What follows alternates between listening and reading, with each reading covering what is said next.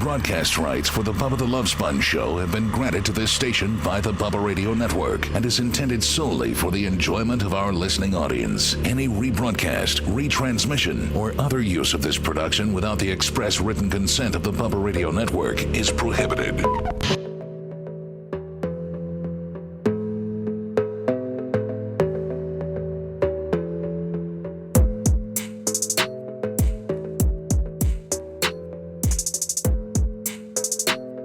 I blew through my alarm today. By the way, it's the Bubba the Love Sponge show. Hello, everybody. Hope you're having a great day. Whether you're listening to us live or you download us and you're listening to us tonight as you're trucking through Omaha right now, gear jamming. Yeah, that's you right there. I just said hi to you, buddy. Lummy, you think there actually will be a guy tonight jamming through Omaha and listening to the show? And I just said hi to him, and it's like some kind of crazy... Oh yeah, probably not. No, Maybe gear jamming through. Maybe that Omaha is too city specific. You need to make it a little bit more broader. So be like Canada. There's yeah. There's some badass trucker right now, full trucker effect. That's on the overnight swing for his 10 hours, and he downloaded the show, from BubbaArmyRadio.com or wherever the hell he's listening to it from. And he's listening to it right now, piping through the speakers, gear jamming. He's in 18th right now. No, I think they got like 16. I don't even know how many gears they have. They used to have like 16 gears. Holy cow! Now I think that I think some of them are automatics now. I think even the big Kenworths and the freight, they're all just automatic. You don't even got to gear jam them anymore. But there is some gear jammer in Canada right now listening to us, and we want to say hi to you. And let's throw in Oklahoma, too, because, where's Omaha? That's Nebraska, right? All right, let's throw in Nebraska. Big Buck says 18 gears? And then automatic is 12 speed, according to a dude in chat. But I think you just, on the automatic, you don't have to, clutch or nothing. That's pretty simple, Now, right? and when you have an 18 speed, they have, 3 high and lows. So, you go super low 1 through, 6 or 7, and then you go medium, click up 1, and you another pneumatic click, and you hit it, and then you go through those 6 gears, and then you hit high side, and you go through those 6 gears. That's why the truckers get so mad. Once they're rolling, if they ever have to stop, on the highway, for a for a traffic jam or something, it's so they were just cruising along in final gear, right? Let me just and then some dick cuts them off, and then they got to really Jake break it and slow it down, and then build speed back up, right? Yeah. You gear jamming FTE out there. Thank you. We love you guys. Anna, how are you doing? I'm doing swell, thanks. Like the tank top. Thank you. Did you train last night? I did. Yes. I blew through my alarm. I was going to hit the gym today. I was like, I got to hit the gym today. And I just blew through it. Damn it. Pissed me off. I know. It's okay. Just pissed me off. Show grace for yourself. Do you ever miss the gym and then you're like, damn it?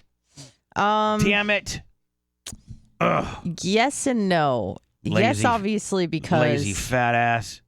I maybe wish I went, but also no in the sense that, and I know this sounds ridiculous, but I love going to the gym, and if I don't want to go and the thought of it makes me ill, then I feel like it's my body telling me to take a rest. See, I'm opposite. I hate going to the gym. Yeah. Even though I own my own gym. It's one thing that I do own. I mean, actually, I don't even own it anymore. I own the equipment. I don't even own the place anymore. I remember it just used to be me and Tom in that warehouse space. I mean, then when I fell on hard times back in 2017, I had to sell my share of it. So yeah, I'm just a guest of the Clem Gym. It's the Clem Gym, and I own the equipment. I just don't own the facility that it's your brand. that it's housed in. But yeah, Lummy, I discussed moving the gym to the. Yes. I have. Oh, yeah. The lobby, not lobby. But I don't know that I've discussed it on air. Have I discussed it on air? Yeah. Yeah. Talked about doing it in the bullpen. Oh yeah, I mean it'll take all that area. We'd have to tear down some of the offices, right? Well, hold on. Getting turned on. Everything goes. Everything. You got to understand the only 2 things that stay are my bathroom and the bathroom right beside it, which I call that. I just call that Anna's bathroom. Thank you. It is my bathroom. I mean, even though I think, Lemmy, you pee in there, don't you? No. No. So the green room's your bathroom? Kind of. So we have, hold on, we have a bathroom hierarchy here? Yes. We do? Yes. Yeah, that's like the S box. When Macho first started, I gave him the hierarchy. I said, So how does that, ask your question, Lummy. What else is Bubba's hang-ups? Like, tell me some of the rules around here. Like, what am I supposed to have to be looking for? I'm just being paid to be an engineer and wire stuff up, but I don't want to get in nobody's way. You know what I'm saying? Oh, did you see my left side? Looks like I've lost a little volume in my left side here. I'm double training my left side, so I'm down 1/1,000,000th of a millimeter on my left quad over here. Oh, yeah, dang it. What do I need to stay away from, Warren? Tell me right now. You stay away from this first bathroom, especially don't use this one. Don't use. Now, do you tell people like this kind of is Bubba's bathroom, and he lets Dan use it, but other than that, don't. Yeah, like I'm gonna be honest with you, I'm not trying to be a dick or nothing, but I would be kind of mad if I saw like a Rhett walking out of my bathroom. I mean, for as long as we've had this building. That's been my bathroom. Yes. Like, if you're the owner, I mean, like if you're the boss, I don't think it's unreasonable. Is that an unreasonable thing? If you have two other bathrooms for the employees, there's plenty, and it's not where you have a lot of employees. Where my bathroom, should I make it a community bathroom, Lemmy, or can I still have a little swagger and say, "Bitch, I'm the king," and the king has his own bathroom. King has his own bathroom. Okay, cool. So you tell. Don't use that bathroom. Don't you? Okay. No matter what. Okay, right. And then I said the next one is one that Anna uses the majority of the time. I said because it's a cute little bathroom. It's just a little thing. It's just like the green room. She'd look like a little peanut in there. Yeah. But meanwhile, the green room, it's a big bathroom, and you're a big man, so you fill that bathroom up. Yeah, and I said, I see. I gave you respect, Anna. I said, Thank you. That's the one Anna uses. So I said, realistically, if you're going to pee or you got to go poop. Use the green room bathroom. Right. Thanks, Just Lom. use that one the whole time. That's kind of where that's kind of the porterlet of the BRN. Yes. You know what I'm saying? Exactly. So basically, you, Rhett, and Macho Man use the green room. Yeah, and I usually just go outside now. Oh, you do? Yeah, I just go outside. You just wow. pee- So there's water. a fourth bathroom, which is nature. Now, where do you pee outside? Because we do have On neighbors. my tires. No. So now that But isn't it cool to be kind of peeing in public, but yet nobody can really see your wiener, but you're out there, and cars can be even driving by because you got your wiener in a wheel well. Yeah. I mean, you got it right on. Dan. You got it right on Gus's right front, don't you? Exactly. Right, and so nobody can see your ween. Unless you're Dan and you're flailing around. Well, then Dan's got it on the hood. Yeah. I mean, He's got it on the hood. Dan's got it as a hood emblem, mushroom stamp Willie. You know what I'm saying? Exactly.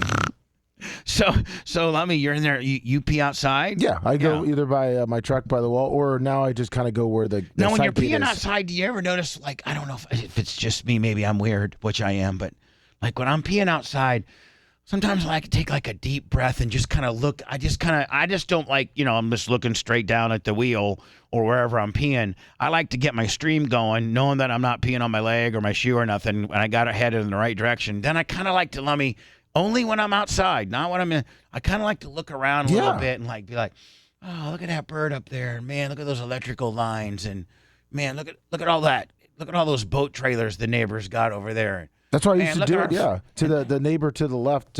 Maybe bake more pies. I would go and just like I could see over the wall. Well, I couldn't see over the wall, so I never go over there. I always go over by Gus. Oh, see, yeah, or I'll go behind. I'll actually go behind a pillar, like one of the very front pillars here. But then I'm afraid that one of the 46 cameras that the Merch Creek has hooked up is getting me on my ween. That's why I didn't do it. Yeah. So Lemmy, as you're outside peeing at nature today, could you do me a favor and just look maybe to where you're gonna pee today? Over by your truck? Probably, yeah. Well, then just look around to your left and just realize how white trashish our front entrance looks. It's got that table, and then it's got that one weed thing growing up. Both of those stumps are back weeded up. And we just look. Can we? And we got like some kind of tarp out there. Well, I was going to ask you about the table because I know that we. I'd like that return. You know what though? Hold on. I actually would keep it up there because they may be grilling this weekend. Okay. So I would just keep it up there. But then after this week, can we clean up the front a little bit? No, I just wasn't sure what you want me to do at the table. Anna, we're straight white trash. I can tell. We're talking about cleaning up the front of our business. All the other businesses around here, they're very pristine and, are we the Hill Jacks? Are we the white trash of the industrial park? I think we are. Yeah, I mean, we do I think have we're the burnout white tracks. trash. I think we're the white. Yeah, when you have burnout, yeah, it's right. When you encourage listeners to do burnouts in front of you, like when the front part of your building looks like an NHRA burnout strip, then you know you might be white trash. Yeah. I may have to call SOS Tire Rick. I got a bad vibration in my smart car front end. Uh-oh. Okay. And it feels like it's worse than like a wheel weight. Like it feels like maybe there's some kind of tie rod or some kind of suspension kind of deal. So I may have to take it up to Rick. Yeah, Macho's going. He's getting his tire fixed there. Oh yeah, Macho had a really bad vibration. Yeah, and he was able to get it fixed. Been in his wheel. I can only imagine what a wheel costs for that machine. Jesus. Have you guys ever seen?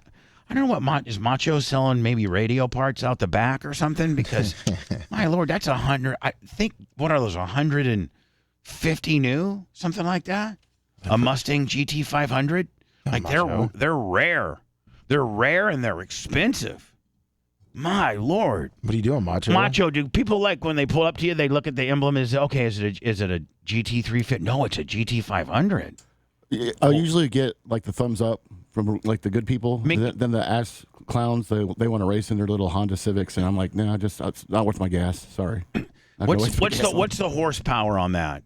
Almost 800. Yeah. Oh my God. 780, I believe. Like, what's the fastest you've had it up to? I have no comment on that matter. Yeah. Okay. Whatever. Yeah. But you can tell when it starts. It sounds like my race car, doesn't it, Lummy? It does.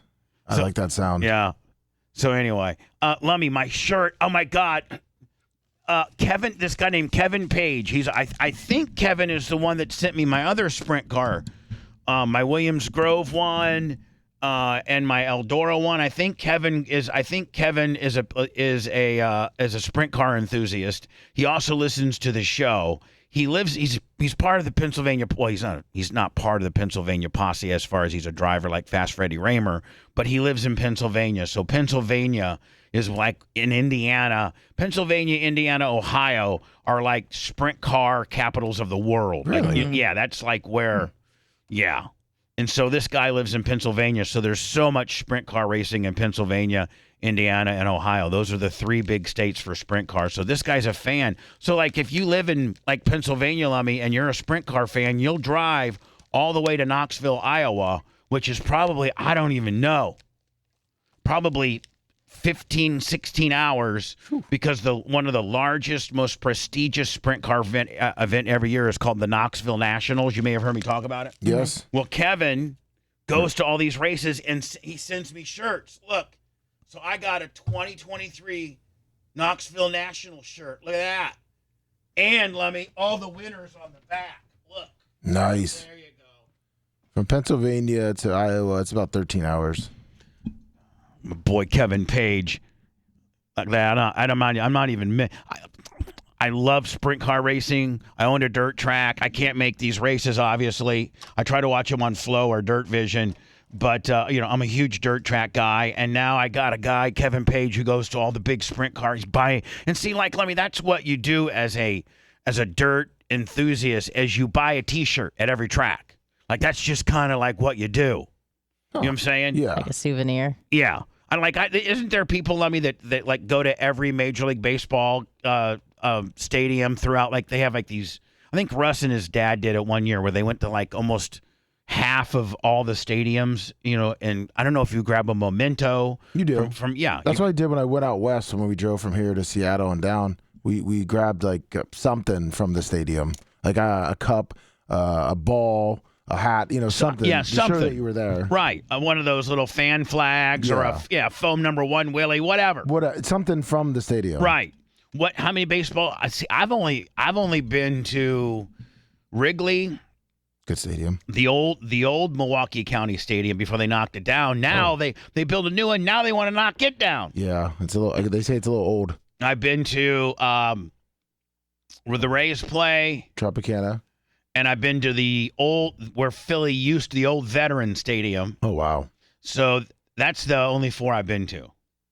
How many have you been to? I've been to 4. I think 11. You've been to 11? Yeah. You been to Wrigley? Yes. And Wrigley's really a dump, but it's it's just so has so much history to it, right? Oh, and yeah. Isn't now Fenway used to be a dump, but have they made It's still kind of a dump. Still a dump? Yeah, and they fixed Wrigley up. They have fixed Wrigley up in the recent years. I went to it before it was fixed up, but Fenway, they fixed it up a little bit, but it's still a dump. It's still out of all small. the 11, which one's I'll take. Oh no, you know what? I went to the St. Louis Cardinals. I went to the new Busch Stadium. Oh, okay. And that by far was the best baseball experience, just because of the history of the Cardinals, and they have a saying called the Cardinal Way, and it's when we were syndicated in St. Louis, and the owner of the station had these box seats that, like, you know how the Rays try to put on like a little something? Yeah. Like the Cardinals, it was like 4-star dining. You had a restaurant back there. That was all free. And then we were in the second row right behind catcher's plate. Nice. No. We were second row right behind a warm-up circle. Oh, that's pretty awesome. Yeah, I mean, so that stadium's beautiful. In center field, you can see the gateway. You can see the St. Louis Arch in center field. It's very, very beautiful. Have you been to that stadium? No, I haven't. Oh. They weren't playing when we drove by. Seattle, I'd say Seattle or San Francisco were probably the new San Fran? Yeah. Right on the water. In the new Seattle? Yeah. Probably 2 of the best stadiums we went to the whole time.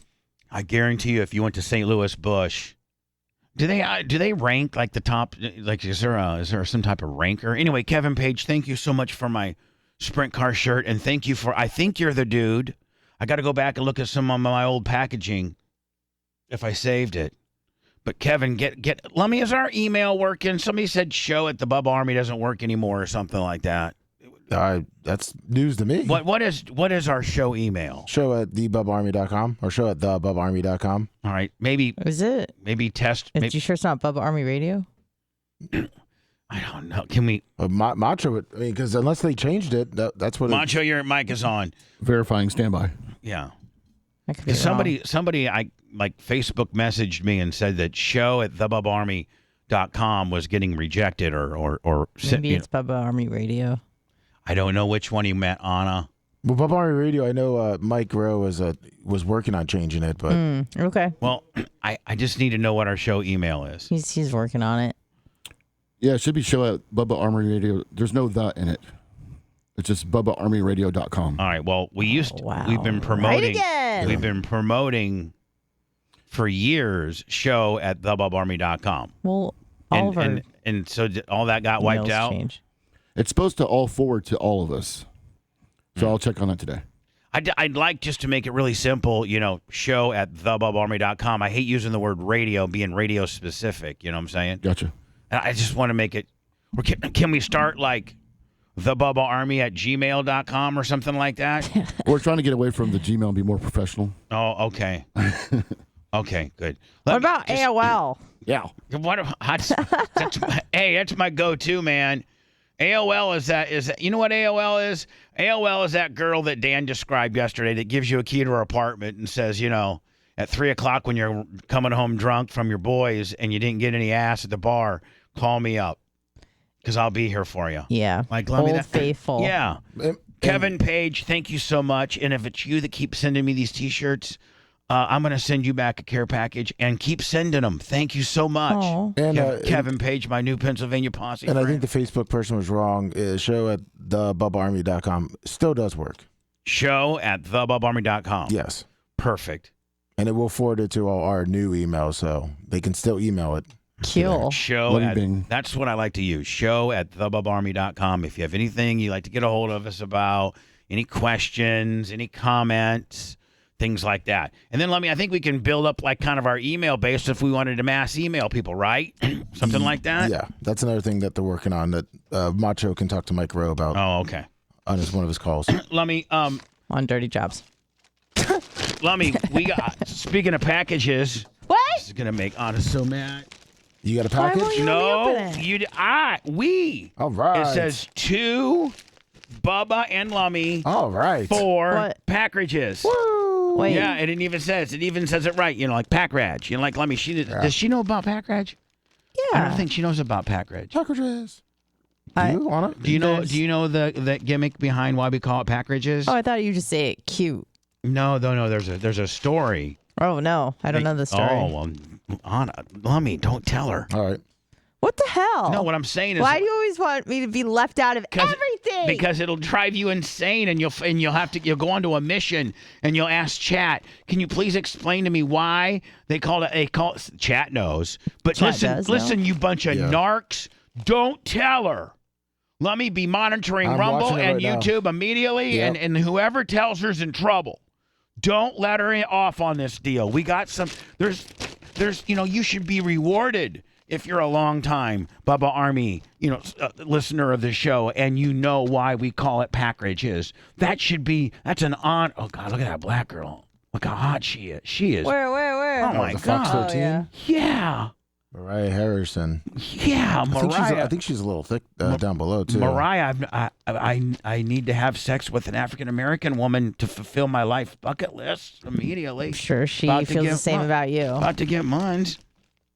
Wow. Anyway, this comes from Chuck and Leslie. Oh, okay. Oh yeah, I got my packages from them. Okay. So, Okay. Yeah, so that doesn't make you feel nearly as bad, does it? No. Saying I done got mine from. I Chuck done got and mine. Yeah, you guys are second Willie because I got mine first. Actually, your third Willie. I think Brett got something. All right, too. whatever, bitch. Shut up. Sorry. You don't know what? You know what? I'll tell you what. Chuck and Leslie know what package is. Because Lummy, you wouldn't have put in you. They wouldn't if you didn't know what package is meant. You're not going to put packages on your package. Exactly. Right? Yep. You're just going to put package. Bubba and Lummy package for the packaging segment, right? Yeah. So, Anna, you don't know. There's a story why we call it pack rages, and really, it's just not some stupid story. It's a real thing from a real person.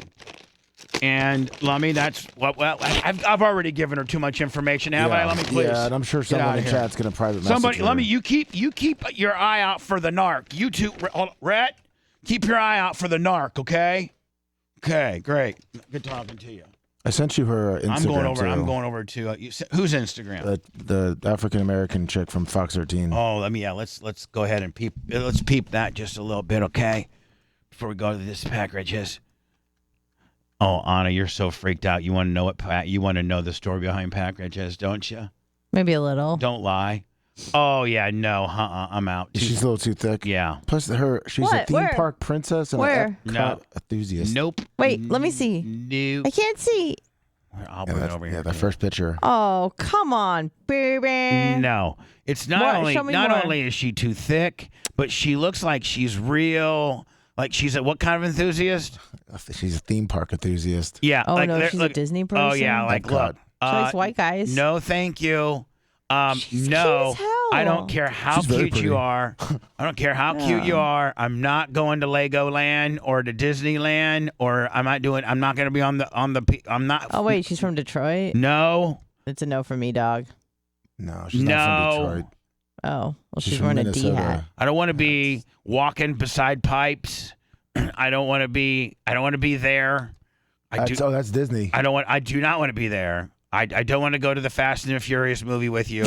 I don't want to go there. I'll slip and end up Pie face into the rocks. Yeah, and then Dan's gonna have to stitch me up because that's all those barnacles and stuff. Where is that? Can you see? It's someplace that I don't know. No, see, look. St. Pete Beach. Oh, There's no. Yeah, you know what? On the right there by the Don Cesar on that point. Oh. Yeah, boy, I don't know how she got out there. Walked probably. No, I don't want to be at a large gathering. I do not want to go to this. You like pancakes? No, I don't. Yes, you do. I don't care about urban art. That looks way too fancy. That's Disney again. That looks nice. Way. First of all, that looks. Why are you so negative? That looks expensive. That's a main Disney Toto. And no, sorry, too thick on the back. Baby got too much back for me. That's why they only show her from the Oh, chest up. stop. She looks great. All right, let me listen. We got some packages here. We got, what do we got? Let me hear. Packages. Packages. We got packages. Packages. And it's, guess what? Anna doesn't know what packages mean. And we're looking out for you narcs, too. So don't you guys narc her in, you bunch of marks. Don't narc. I mean, hey, Mark, don't narc. Yeah. Right? Exactly. We got us a little letter here. All right. From Chuck and Leslie. Bubba, just a little something to cheer you up and let you know that we appreciate you and the show. We've been ride or die since Bubba Army Serious days. Met you at the Bubba Palooza in Pittsburgh years ago and at the Tarpons game this year. Oh, perfect. We now live in Florida and hope to get a chance to see you guys more often in person. Never give up on us. We all rely on you to get us through our days and tough times. I feel like I'm reading my eulogy here. I feel like I'm reading like this is the last show. In case you're wondering, we are who we are. Our pictures are on the TV behind you multiple times. I have a Bubba Army zip-up sweatshirt, and my husband has a Clem Jim. Okay, I'll be looking for it. That's why it's important to send pictures for my back wall. Yep. Let me... Macho, did you get... I sent a whole bunch. Did you see all the ones I sent? Guess what I'm working on right now? Okay, perfect. And listeners, where do they send those pictures at? Bubba Army Pics, PICS @gmail.com. There you go. Bubba Army Pics. And we'll put them up, and it's kind of cool. People watch it like, there me and my wife is. Or there's Bubba's Tyler's badass sprint cars. I miss Tyler. Oh. All right, so hold on. This lummiest of lummies. Can you turn it down the temperature a little, sweet. please? What? Lummiest. You're that of hot? lummoxes. Yeah, I'm sweating Nice. bad. Lummox. A clumsy, slow person, an awkward bungler, can also be described as lovable co-host. Look at Lummy, they got Aw. you. That's kind of like They're your so thoughtful. That is, and man, I'm gonna tell you something, Lummy. That's that real thick, fat guy cotton. You know what I'm Perfect. saying? Like Gildan Willie. Oh yeah, nice. Oh, nice throw. They did not scrimp on the quality of the shirt is like real thick. Yeah, I like With that. 2 C's. Bitch, about to get mine. Like Mariah. Front says, bitch, about to get mines. Say it. I like it. Bubba, we have your back. We'll always have your back. And if the time comes, they won't be able to hold us back. Bubba Army. I kind of like that. Nice. We have your back. Well, we will always have your back. And if the time comes, they won't be able to hold us back. I feel like there's a war brewing, don't you, Lummy? Yes, I do. Yeah. That. About to get mines. I could almost make that a T-shirt. They did. No, not. Oh. I'm saying that we sell to the fans. Gotcha. Yeah. About to get mines. Like, people don't like. You don't even. That's like it's. You really got to be hardcore Bubba Army to know what that means. So I got 2 T-shirts today. Let me my Knoxville Nationals from Kevin Page. Whole new wardrobe. And then Chuck and Leslie from Cape Coral, Thank you. who are on my back wall. Look for the guy with the Clem Jim shirt on. Thank you so very much. Let me, before I go into words, because I'm staying very much on time nowadays. I'm very responsible. You are. Well, I'm far more than I used to be. I remember back in the day, maybe 2 months ago, before I started trying to make things a little bit more easier for those that edit the program, wouldn't I sometimes go like an hour and 10 on the first segment? Sometimes even an hour and 30 minutes. For real? Yeah, when you got into something. And were you over there like Yeah. honest to God, as I'm going on and just rambling, and you see, we try to stop every 30 minutes. 6:37, 7:38, 8:39, 9:30, and then like a 9:54 is the way it's supposed to go. Well, I get full of myself, get a little narcissistic, get down some goddamn rabbit hole, and next thing you know, and then Anna conspiracies me out. Then somebody pisses me off. Then I get squirreled off the original squirrel. And then we're on a phone call. Then somebody wants to phone call me.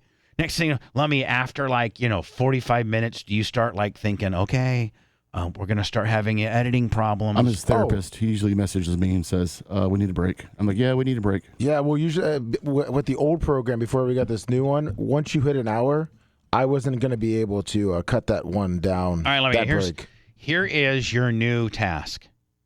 Okay. If I've gone at the 35th minute, At the 35th minute, you just need to break in. I mean, unless I'm talking to Brett Favre, you just need to break in and say, and you have to be very nice about it, okay? Okay. You have to say, I've been instructed to tell you when you're on your 35th minute. Thank you. Okay, that's what you're supposed to say. That's all I have to say. Yes. Let's practice, okay? Right. So anyway, Anna, man, your raisins look good. Hey, I've been you instructed. were supposed to hit the bell. I don't have a bell. Oh. That was Macho. Sorry. Oh. Well, you might Let's need try again. I'll get a bell. No, you need a bell. Yeah, I'll Doesn't get Dan one. have I'll bring one? you this bell. Is he? Well, I thought we had a bell right there. No, we took Dan's bell. Oh, okay. Huh? We took Dan's bell. I I thought don't have Dan a may bell. have had a bell Dan on his took desk. because he kept doing that every time he did a little tukey. Yeah, Bob and Tom. Dan, hold on. I want to make a new rule. Not that we write things down anymore, Lummy, but you might want to write this down in the Yep. Bible. The Lummy Trapper Keeper. Yes. Dan is to have no bells. Okay? Okay. And no whistles.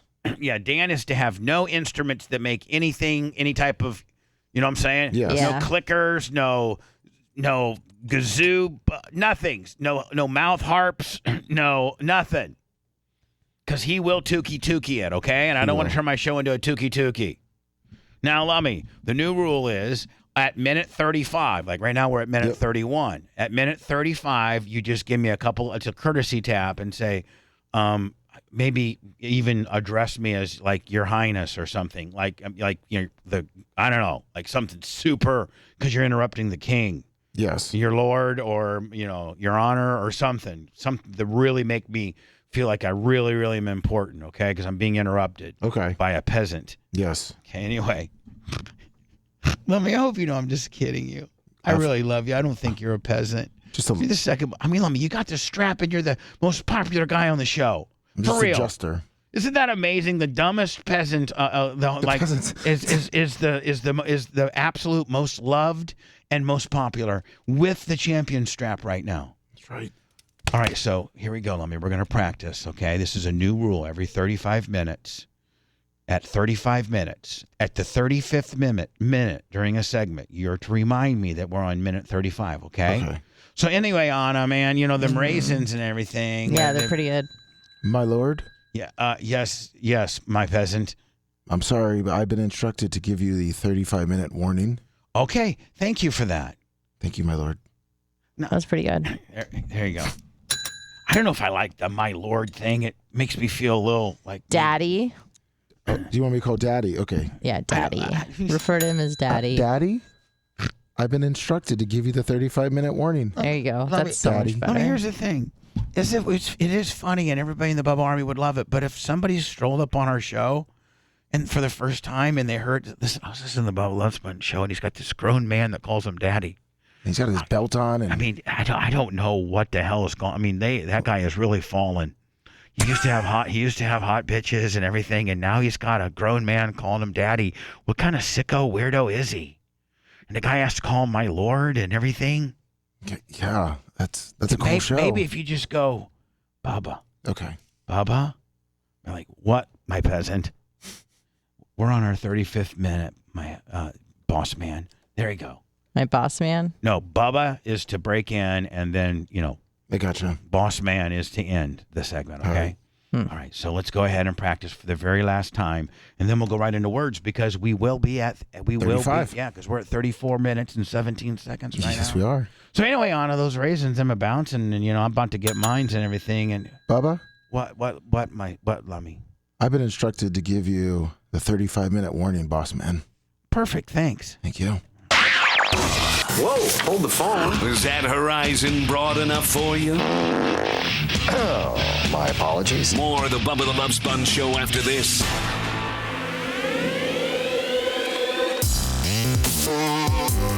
Today, Lummy, we have the FJ Outlaw. Yes. I think he's a local guy, Yes, he is. and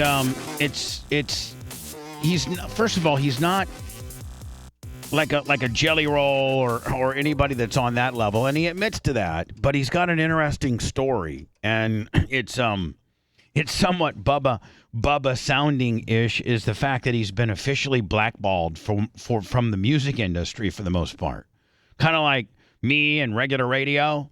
You know, like there's no reason I shouldn't be on a major radio station like 98 Rock in Tampa. If any major male skewing radio station really wanted to be number one, the greatest franchise ever to be in this city is available, and and it's not your fault. It's mine. It's mine. I've done it to myself. It's not your fault. You're not stupid for not hiring me. You're right. But if somebody had some Randy Michaels type balls and you've brought in me. But see, that's the other thing. People have such a misconception as to what the show is nowadays. Like today's show is not the show that most, programmers or general managers or even group owners are familiar with locally. You know what I'm saying? Like, oh, no doubt. I mean, you've had to change for a multitude of reasons, but namely just the times. So if you take 2016 as my last fiscal year that I was on an FM radio station in Tampa. Yeah. That lineup, that mentality, the way I do a show, the characters involved, the topics that I speak of, the people I engage, just my overall delivery and demeanor has changed tremendous. Just my mindset. And, I don't have to be part of a radio war. I haven't had a lawsuit, in 6-7 years. You don't got to worry about me, man. You take me to your station appearance. You know what you're going to do? You're going to have 1,000 people show up trying to see me because Tampa hasn't. Just think about this, Lummy. It's been since 2016 that Tampa, that we were on an FM, so to speak. Yeah. And so if we were to come back to it, do you know how big of an absolute shock wave and how big of an audience we would get? Like, we've been gone since 16. Now we're back. And Anna, there's nothing that we do now that's a problem. Like, there's nothing that we do. So. There's nothing. I mean, we politically, sway a little right. But we have, the show is so good. The show is so good that it disappoints me so much to know that nobody was willing to take a chance on us based on my reputation and based on the sound of the show and how it used to be. And the things we used to get into. That's out of our control. I know. So it's one of those things you go, well, it sucks, but it is what it is. No, I'm not harping on it. I like being in the digital space more, actually. I'd rather have, less people locally listening and have more freedom than vice versa. And have more people globally. Yes. Like, you're right. You probably don't have as many in Tampa. But you know what? You guys don't have anybody from Canada calling you now either, do you? No. Right. We have a much more authentic show than we would be able to have if we were controlled by a larger corporation. I'll never be controlled by that. See, that's why I'm not going to. So that's the trade-off. But even when Bubba was on the FM, he wasn't controlled. He'd still go an hour and a half. Yeah, there's no rules for me. I understand that, but a lot of things. I'm talking about more of the content of the show. Yeah, had to change, right? Because you get canceled a lot easier these days. And it has. Yeah. I don't even think we're cancelable. Well, don't say that, but Lummy. I know I love Jared to death, talking about Head PE, Head PE lead singer. I know you went to his gig on Saturday, and I'm a huge, I always support Jared when they're coming this way. The performance was amazing. It was it was cool to fire the stage back up, to know that we can do that. So that was kind of cool. I think Macho Man, did you learn how to do it, or the next time we do that again, we'll bring in the sound guy again, or did you learn? I don't think he's at the mic. I'm telling you what I'm learning right now is I'm learning to wire stuff up out back between rats' nests. Yeah, dig it. My left side's littler. Yeah, I think he's wiring something up. So, anyway. So we have Head PE come in here, and they do just a wonderful job. It was super fun. I love the guys. It was a great vibe. Anyway, we got FJ Outlaw, and he's like this rapper kind of dude, kind of like a Jelly Roll kind of guy, but he's local. But he's got kind of a kabuki ass story behind him. That's where I was going originally. So I'll have him in today at 9:30, and then we'll do a little something on the after show, which is on Facebook and YouTube predominantly today. And we'll start that. You know what? We'll start that a little bit earlier. Okay.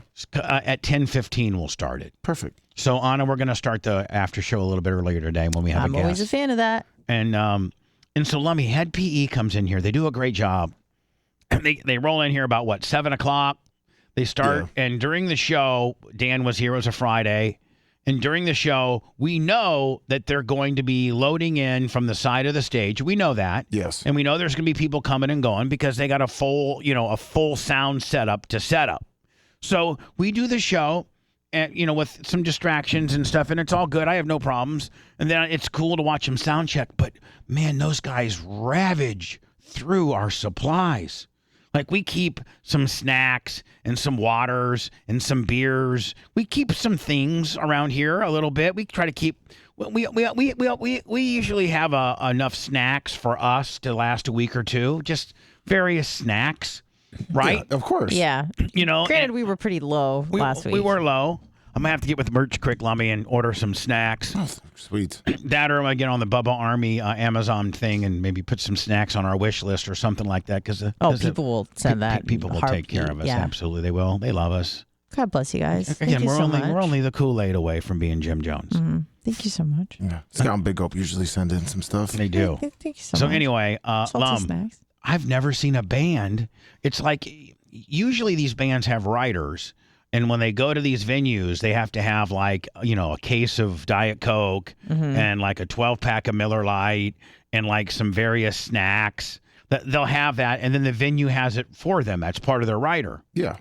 I don't know if these guys are getting a rider or anything because they came in. They literally came in, and the first thing they said is like, "We're hungry. We need coffee. We need food. We need this and that." And I'm like, so we gave them what we had. We said, here's the snacks, what we got. They took a case of water. They probably drank a 12-pack of beer. I mean, they just ravaged through us. And the one dude was wanting to know if he could take a shower. Oh, really? The drummer's like, "You got a shower in here?" And I go, "Yeah." So I showed him my shower, Lummy, in my personal bathroom. Oh, nice. I don't know that he used it. I don't think he did. Yeah. So anyway, He also Lummy, had an interesting breakfast routine. What was that? Vodka. Oh yeah, they were all drinking. Well, Jared was the only one that didn't seem to be doing that. He went back to the bus. yeah, I saw a couple beers floating around, which was fine. But the one guy was like, "Hey, can I?" Which is fine. Like, take whatever you need. But I don't know. I just felt like he was Well, maybe. I think you saying take whatever you need level. might have. I think they heard that and was like, "Oh." I didn't think he was going to need vodka at 8 in the morning. Yeah. Well, anyway, we were just trying to be hospitable. Of but course. They came in like a goddamn wrecking ball. Yeah. My Lord. Which I don't mind, like, take what you need, but I'm just a little shocked because usually people are like, "Oh, can I have a water?" Which they obviously requested. And can I have some or chips? some snacks? Yeah, but not can I have a case of chips, a case of water, and a case of Miller to go? Yeah. And God bless him, he was super nice, but he was a little, he was tweaking out a little bit. I think there were a couple of them were tweaked. I kept looking at like Lumpy and Red. I'm like, "What's going on?" The one dude kept looking at me, the one tweak, the real tweak dude, and he kept saying, "Man, I just want to let you know we're so thankful for being here." I go. First time I was like, "Yeah, man, it's cool, man. I'm glad you guys are here. Me and Jared go way back." And then I see him like literally 18 seconds later. He goes, "Hey, dude, I just want to let you know, man, super cool for letting us be here." And I go, "Yeah, we can't wait for things to get started here." I see him like a minute later. He's like, "Hey, dude, have I told you, man? This place is cool." I'm like, "Yeah, that was the drummer. I think he had. I think that was his fourth vodka shot." I don't know, man, but it wasn't. This wasn't the drummer. This was like one of the handler dudes. Oh, really? Yeah, they instantaneously sleep. Oh. And I think they really got a lot of merch too. I mean, poor little Merch Crick. They were wearing it at the show. Oh, were they really? Yeah, they were. Did you get any pictures of it? No. I believe Rhett did. They were wearing it before, so we'll send them the matcha to put up behind. So anyway, Head PE. Last Friday, that's available go to our YouTube channel. You'll be able to see their performance as they it was the world debut of Detox, their single. And now, Lummy, so the guy we got coming in today, the FJ Outlaw guy. Yes. He can't even sing. Lummy, I've been doing radio a long time, and I've had a lot of artists, and I've never had this particular paradigm, and that is, I'm in here to promote my new single. But legally, I cannot sing my new single because it's in litigation right now. Well, his new single, it takes a lot more like stuff for him to set up. His old stuff, it would have been a lot easier, but it's with his old record company that so they're in a big fight. And okay, well, that's part of that's going to be part of the story, right? Even with the single with Jelly Roll, he can't play because he has done music with other artists. Oh, that he's not allowed to. Well, why can't he play that? Well, why can't we play it as a show? But screw you, FJ Outlaw. I'm playing it. It's really nowhere to be found online because Jelly Roll's got it scrubbed off. Okay, well, I know. Can we get into all that, man? Of course. We're gonna have this fella in. His name's the FJ Outlaw. About 9:30, 9:40. We'll take him to the top of the hour, and then we'll start the Facebook, YouTube show with him at 10:15. I don't know how much of his stuff is we're going to be able to. We're just going to we're going to do an interview, find out. I guess there's a big whodunit. It's salacious. It's crazy. He's a pretty big dude too, isn't he? Yeah, he is. Well, if he gets crazy with me, Lamio, you hope you're going to defend me. Of course, the Macho Man will come through the glass. I got my gun up here. Oh, he won't mess with you then. I will shoot. Oh, we know. I've never shot anybody. Oh. Well. Why did you? Airsofts don't count. Right. BB guns don't count. Right. No. Could you take a BB gun to the back? You think? Yeah, you've done it once before. I did. Yeah, back in the day. I shot you in the back with a BB gun. Yeah, after you shot Spice in the butt. Where'd I shoot you? In the back. Did it stick? Yes, it was when I was answering phone calls. Who dug it out? Big Dick. What'd they use? Like anything? The tweezers. I'm so sorry. It's okay, Bubba. I deserved it. Remember when you sent him to the hospital because of the chip? No, that was my fault. I don't think so. No, can we really talk about this openly and honestly? Like Lummy. Are you ready for honesty? Yes, I'm ready. I'm ready for honesty. All right. Can you handle the truth? And does Ashley hold me responsible for that stunt that sent you to the hospital? No, it's my fault. No, I know what you've been conditioned to say. No, it was my choice to do it. Was it? Yeah, and I thought I could smart it, and it got stuck in my throat, and then I drank too much milk. It was my fault. No, I feel bad. Like I'm the one that brought. Well, you know who got the most heat on the deal was Tara's husband. Yep. Because we were at a family function. He's like, hey, you should have, and he specifically said, Lummy, and my sister adores you, and so she, oh yeah, and you got hurt, and you're in the hospital, and not only that, but you're probably my sister's favorite. Yeah, she was texting me how much trouble he was getting my in. sister, honest to God, I'm not trying to be disruptive or disrespectful to Ashley or to Tarek, but if Tara never was with Tarek and you were never with Ashley, I could see you and Tara dating. Oh, of course. No, for real. Yeah, we get along. She's a great person. You can. Yeah. Can you imagine if you were my brother-in-law? Oh, that would God. be the best. Oh, my God. That would be kind of cool, don't you think, Yeah. Lummy? For real. Oh, yeah. Then I got to fire you, and then my sister hates me. I already fired her. Yeah, Who cares? well, Tom Bean did too, so I mean. Yeah, so whatever. So anyway, Lummy, I just don't want I don't want your family or your wife or anybody to blame the chip deal because you were in the hospital. It cost a bunch of money. Yeah, no, it was my fault. I tried to, like I said, I tried to swallow the chip too quick and it got stuck. And then I thought I was going to do the gallon challenge on the milk. It wasn't the smartest idea. I'm sorry. I don't know if I've ever been able to tell you that I'm sorry, but I'm sorry for that. Oh, thank you. I appreciate it, but I don't blame you. I blame myself. Let me. Is Redo, are you over there? Yeah, he is. All right. Yes, I was in the macho chair. Sorry. Do you want to stay in? I can put you over the macho chair. Yeah, I'll go back. All right. So let me. Major League Baseball now. Major League Baseball, not the Rays, but Major League Baseball now has put Franco on the administrative leave list, which means I think he's still getting paid. He is. But nice. This is usually the first step of a disaster. They've taken, not a lot of people get put on the administrative leave list, and it doesn't usually work out pretty good for the guy. No, when the Rays have taken down the banners inside the stadium, all the wraps, they took his picture down, his jersey out from the store at Tropicana as of yesterday. He still has a locker, but can I still get a jersey? I'll wear one. No, you might be able to get one at Bell's or the discount place. Now, it's like $8. Is it looking? I know that the Major League Baseball is in the Dominican Republic. What we're speaking about is there's this guy. He's arguably one of the best players in baseball. One of the best young sub below 25-year-old, guys in baseball. He just signed a 185. He's in the second year of his $185 million deal. He's the face of the franchise. They've been nurturing this guy along since he was 15 or 16 in the Dominican Republic. They found him early, probably playing in the backfields at some mud lot, and they've brought him through a system. He was only in the minor leagues 1 year, 2 years. Well, I mean, technically, because he was 16 when they signed him, so he came up 18. Yeah, about a year and a half. So yeah. He's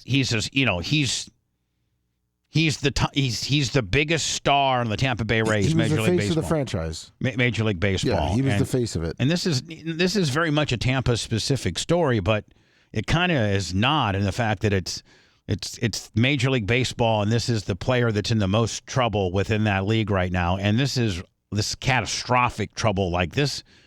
The way it's feeling, guys, and help me out here, but the way it's feeling is that this guy might go to prison.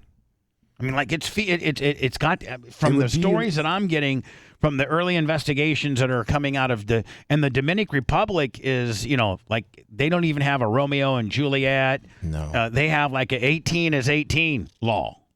So what are you guys hearing? Yeah, if he would be going to prison in the Dominican, which is not friendly prisons down there. And how long is he facing?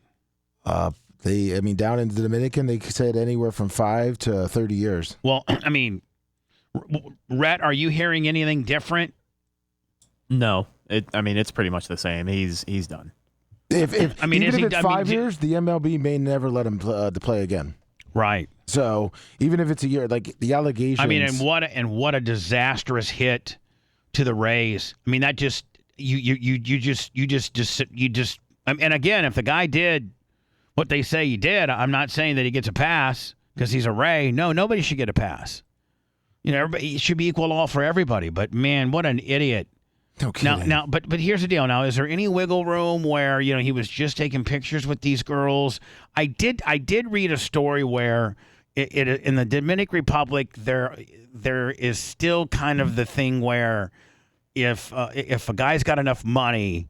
Did you see that where if he pays off, the family, it's more of a family matter, and then the family goes to the court and says we don't want to press any more charges, and they don't press any more charges. I feel like that's probably what will end up happening here. So like the MLB stuff, I don't think he'll come back for a minute, but I do think in the meantime he'll solve a lot of these problems by settling in other ways. Which he could have done technically. Yeah, but he didn't know. Out. But he didn't. I mean, as soon as you give that first bitch $300,000 in a Range Rover, then you got these copycats. They're going to come give on all you. those bitches $300,000 in a Range Rover. So you don't know. So you got to say no to the first one, not thinking the no to the first one, is going to go and start this avalanche, unless indeed he did do some of this. But so let's say that he did do some of this, and he goes to the family and he makes them whole, the 4 or 5 or however many cases there are, and they all drop the charges. Does that change? Does he get a play with Major League Baseball, or is it still a crime within Major League Baseball? I think he'd still go through a suspension period. Yeah, because they have the MLB, I believe it's this year, has a new rule. If you're involved in any like sexual allegations, domestic violence. The one guy from the Dodgers, I think, one time got like a 329-game suspension reduced down to 192 games, which is a year and a half. But no one has signed him, and he still plays in Japan. It's Trevor Bauer. Right. And he says he didn't do anything either. Yeah. Well, anyway, I mean. Yeah, I mean, I guess it's probably too early to tell on this, but it's by early indications, it looks bad. It looks bad, right? Oh no, it does, especially the way the Rays are handling it. I mean, if the way the Rays are handling it is an indication as to what the information they may know that we don't know, right? It's not good when you're taking down guys. You're not selling his jersey anymore. You're taking down all banners with it. He's the face of your franchise. So now your whole entire advertising campaign has to change. You have to reskin, buses and billboards and Yeah, they just took a billboard down on 275 about a day or two ago that had Wander Franco on it. So I mean, they're obviously and there's a language barrier, and he was at first kind of cocky about it, was he not? Wasn't he kind of cocky about it? He kind of was. I mean, he denied everything, and then they kind of almost like muzzled him. And now the team doesn't even talk about it. If they say they don't discuss it and they don't want to talk about it, so no one's kind of come out and said that, they have his back. They're kind of told not to talk about Wander Franco, like he's not even on the team. Really? Yeah. Okay. Yeah. Okay. I mean, listen, if he gets prosecuted in the Dominican, he's screwed. He probably won't play in the MLB again. Oh, that's a shame. I hear but he's a here's the good deal. player. But here's the deal, Lummy. If he doesn't get prosecuted in the Dominica because he went and paid off 5 or 6 of these families, and I did read where that stuff happens. Mm-hmm. What? No, they said the Dominican Republic is still kind of old school, where a guy can go have violated a 14 or 15-year-old daughter and goes to the dad, gives him a couple $1,000,000, and they tell the authorities they're not cooperating, and it goes away. I'm sure that never happens in America. No, it happens every day in America. Yeah, Exactly. It happens everywhere. Just ask the president. Yeah. And his son. Yeah. But what I'm saying is, let's say he gets all that stuff to go away, and the Dominican Republicans we're not going to press any charges because we don't have any cooperating witnesses. That's his best hope. And then the Major League Baseball gives him, a year off because he was involved in that type of investigation, maybe, right? I mean, at best. I mean, I think the best case scenario is he pays the people off and he gets a year off, if he's lucky, for Major League Baseball. I just hope that the Rays would stick by him then, but I have a feeling that the Rays would, if he got a year suspension, I think they would probably cut him. They only stick by you if you're Cox. If you're Cox, you can do anything. They'll stick by you. Rays, they're Wait a second. I'm getting an idea. Compelling and compassionate? No, wait. Yeah, it's possible. Yeah, no. More of the Bubba the Love Sponge show after this. So in the studio right now is a guy that I met at the Tampa Tarpons game. Lummy, I think you've known him a little longer than me. Yeah, I met him through Nick the Gun Guy. Oh, so he's Nick the Gun Guy's guy. Yeah. Imagine that. This FJ Outlaw troublemaker is associated with a gun guy. Imagine that. Yeah, that's not a stretch now, is it? Maybe a little bit. So Depends on who's asking, bro. The dude that's sitting in the studio with us right now, he calls himself the FJ Outlaw, and I'm going to be honest with you. In all the years of being in radio, I've never been told, you can interview this guy, but you can't play his music, but you maybe can play his music, but you might not be able to play it, but you might be able to play it. It matters what year it's from. If it's the old stuff, you can't play it. If it's the new stuff, you might be able to play it, but I don't know what you can play. Because this guy's done pissed off everybody, and everybody's suing him, and he's suing everybody. He's got some good music. He's got like 150,000 subscribers on his YouTube. His other social media stuff does pretty well. He's got like 351,000 subscribers on TikTok. He's got Instagram. He's got Spotify at about 250,000 a month listeners. So the guy, does some good stuff, has done some good stuff, but FJ Outlaw, are you in trouble right now with have you just pissed everybody off like me? Are you the Bubba the Love Sponge of this whole war of hip hop? Yeah, you could say that. I mean, a lot of people like to use the word liability, but so you're I've heard that too. I've heard that too, Justin. That I'm a liability. Troublemaker. I mean, look, there may be some legal things that I can't really speak on, but I feel like I'm not a scientist, but I feel like I might be okay to say that in the last year, I've already gotten 3 cease and desists. I mean, really? Yeah. Have you ever been on trial before? No, thank God, because before, I've been on trial 4 times, 4 jury trials, and I'm 4-0. Wow, dude. I mean, talk about a pimp, huh? Let's go, dude. Yeah. Lummy, did you give FJ Outlaw my rap career? Yeah, we said it with the 40s and blunts. I'm not sure if you heard it yet. Have you? Yeah, Nick showed it to me. But he didn't learn it, did he? Listen, you know what it reminded me of, and I hope you don't take this offensively. I don't know how you're gonna take it, bro, but it reminds me of 1996 Insane Clown Posse, bro. No, I mean that's kind of what it was. It just, it was a fat radio guy that had a huge platform. And back then, if you had your own night show syndicated throughout America, I mean, there was no social media, so you were social media. Right. So whatever I played, they liked and bought. I printed 10,000 copies of it locally, sold it out in about 3 weeks, and went and did concerts for some stupid fat white guy like me that thought he was a rapper. Bro, you did your damn thing, dude. So what are you doing now? Like, are you in limbo? Are you allowed to put out new music? Are you putting out new music? Like, what's your deal? What do you got going on right now? I'm independent now, so basically it's one of those issues for the entire planet that I can really just do whatever I want. You know what I mean? And now, so do you own your YouTube channel? Yes. You do. Uh-huh. So anything you put up there is yours, right? Yes. And realistically, like a Head PE and all you really need, you don't need a record label nowadays. You just need a YouTube, Facebook, TikTok, and you can probably make at the numbers that you got a little bit of a living doing that. Yeah, well, the thing is, bro, back in the day when record deals were a thing, the only thing you needed a record label for is if you didn't have the money to push yourself. Right. But now with the internet, bro, like you have a device in your hand that could potentially reach the entire planet. And the other thing is, you needed the record label to be able to get a hold of the radio stations to get your stuff played. Well, now you don't need that either. Right. I mean, radio stations are becoming obsolete. Back in the day, you could only have a song that people would know about if they heard it on the radio, right? So you had to play ball with the record label because they had a relationship with the radio station, and they could get your stuff played, which then people knew about you, and they could go buy your stuff. Well, now you don't even need, like, there's some artists, like for instance, Tech Nine. Tech Nine makes tens of millions of dollars a year, and I don't know of any radio stations that play Tech Nine. Right. But his presence on social media is so. What does Tech Nine have followers on YouTube? Lummy, like 6 million or something like that. A lot, bro. Yeah, I've known about. Go ahead. He has about 6 million. Yeah.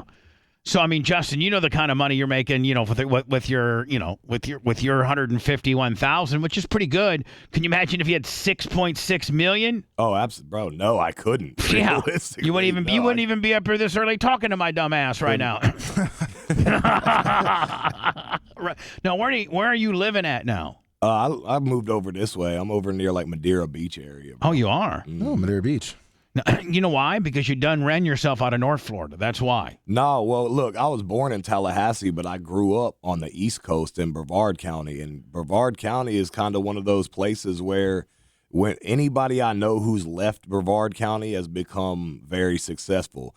98% of the people I know that stayed are either dead or in prison. So you got to get the hell out of there. Absolutely. It's good to maybe cut your teeth on Brevard County to toughen you up, but then you got to get the hell out of there. Mm-hmm.